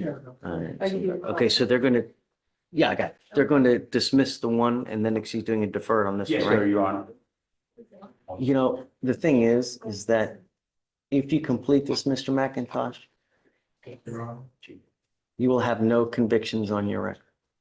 You know, we're sending you out into the world better than you came if you can complete this. You know, we're not asking for much. The agreement here is an anti-theft class, a TRAS, no drugs, no alcohol, and 25 hours of community service. Are you working? What do you do with yourself? I just started with Bacon Temp Agency. Okay. And I just got an interview with Jovi's full-time as a butcher. Did you graduate from high school? Yeah, I graduated from high school and I'm doing Coursera, automation, IT, Great. online. As long as you get the anti-theft class done and you work full-time, I'll waive the community service. Just make us proud, get the theft class done, stay out of trouble for at least 6 months, you're out of this thing. Okay, we'll early terminate you. We're gonna waive all the fees, you're not gonna have to pay for anything. I can't pay for the class, you'll have to pay for that. But I'm taking fees off for everything else. Thank Okay? you, Your Honor. You give up a lot of rights by entering into this agreement. You give up the right to have a trial, right to compel witnesses to testify on your behalf, confront and cross-examine your accusers. If you're not a citizen, there are possible immigration consequences. You can be deported, excluded from the country, denied naturalization under federal law. You give up the right to appeal. Once you accept this agreement, you're stuck with us until you complete it successfully or if you get revoked. Now, if you do well no conviction. If you fail, like you pick up a new case, you don't do your anti-theft class, or you test positive for something, I'm going to issue a warrant for your arrest. I will put you in jail, and you're looking at 180 days. You understand? I understand. We're not asking for much. All right? All right, so I'm going to follow the agreement. We'll send you to it. Good luck to you, sir. Thank you, Did Your he say Honor. guilty or no? He said guilty, Okay, Judge. all right. Luck to you, Mr. Mack. Thank you, Your Honor. That's all right, that's it. Thank you, Your Honor. Thank you, Mr. D. Yes, Thanks sir. for being so patient. Thank you. Thanks, Mr. Mayor.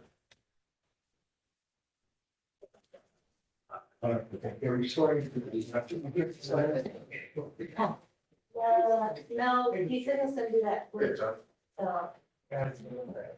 Michael Pence. Oh, man. But I like Princess Diana. better. Okay, so.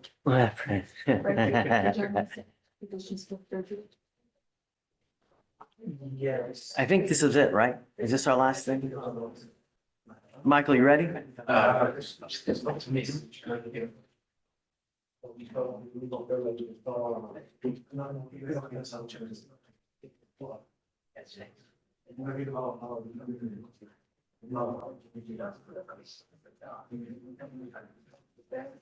Judge, after Michael Pham is done, that's it. So all the pressure on Michael Pham. Yes. What's your cause number, Michael, if you don't mind? 254. Okay. 01 20.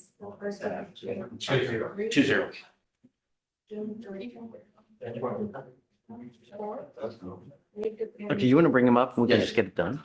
Are we doing time serve? Yes, Your Honor.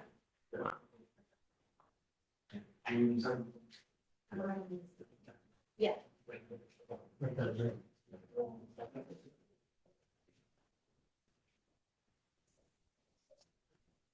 You know, Mr. Herrera. So you talked about a PTI and he doesn't want it?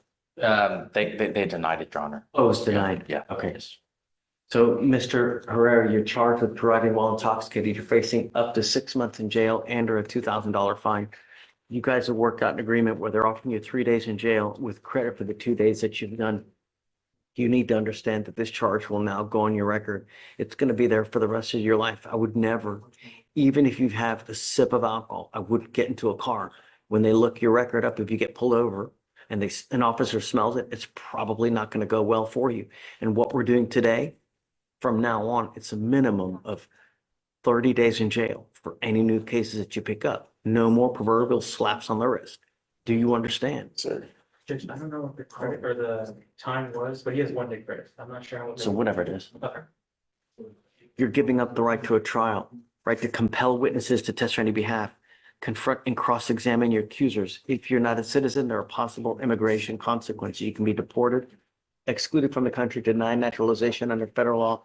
You give up the right to appeal. Once you plead guilty, you can never change this. Are you sure you want to do this? Yes. How do you plead to the officer, guilty or not guilty? Yes. Are you sure? If you're not guilty, then don't plead to it, man. Oh, no, yeah. Because once you plead, you can never change this. This isn't Target where you can return it because you don't like it. Are you sure? Sir. Okay. I'm going to find you guilty, Mr. Herrera.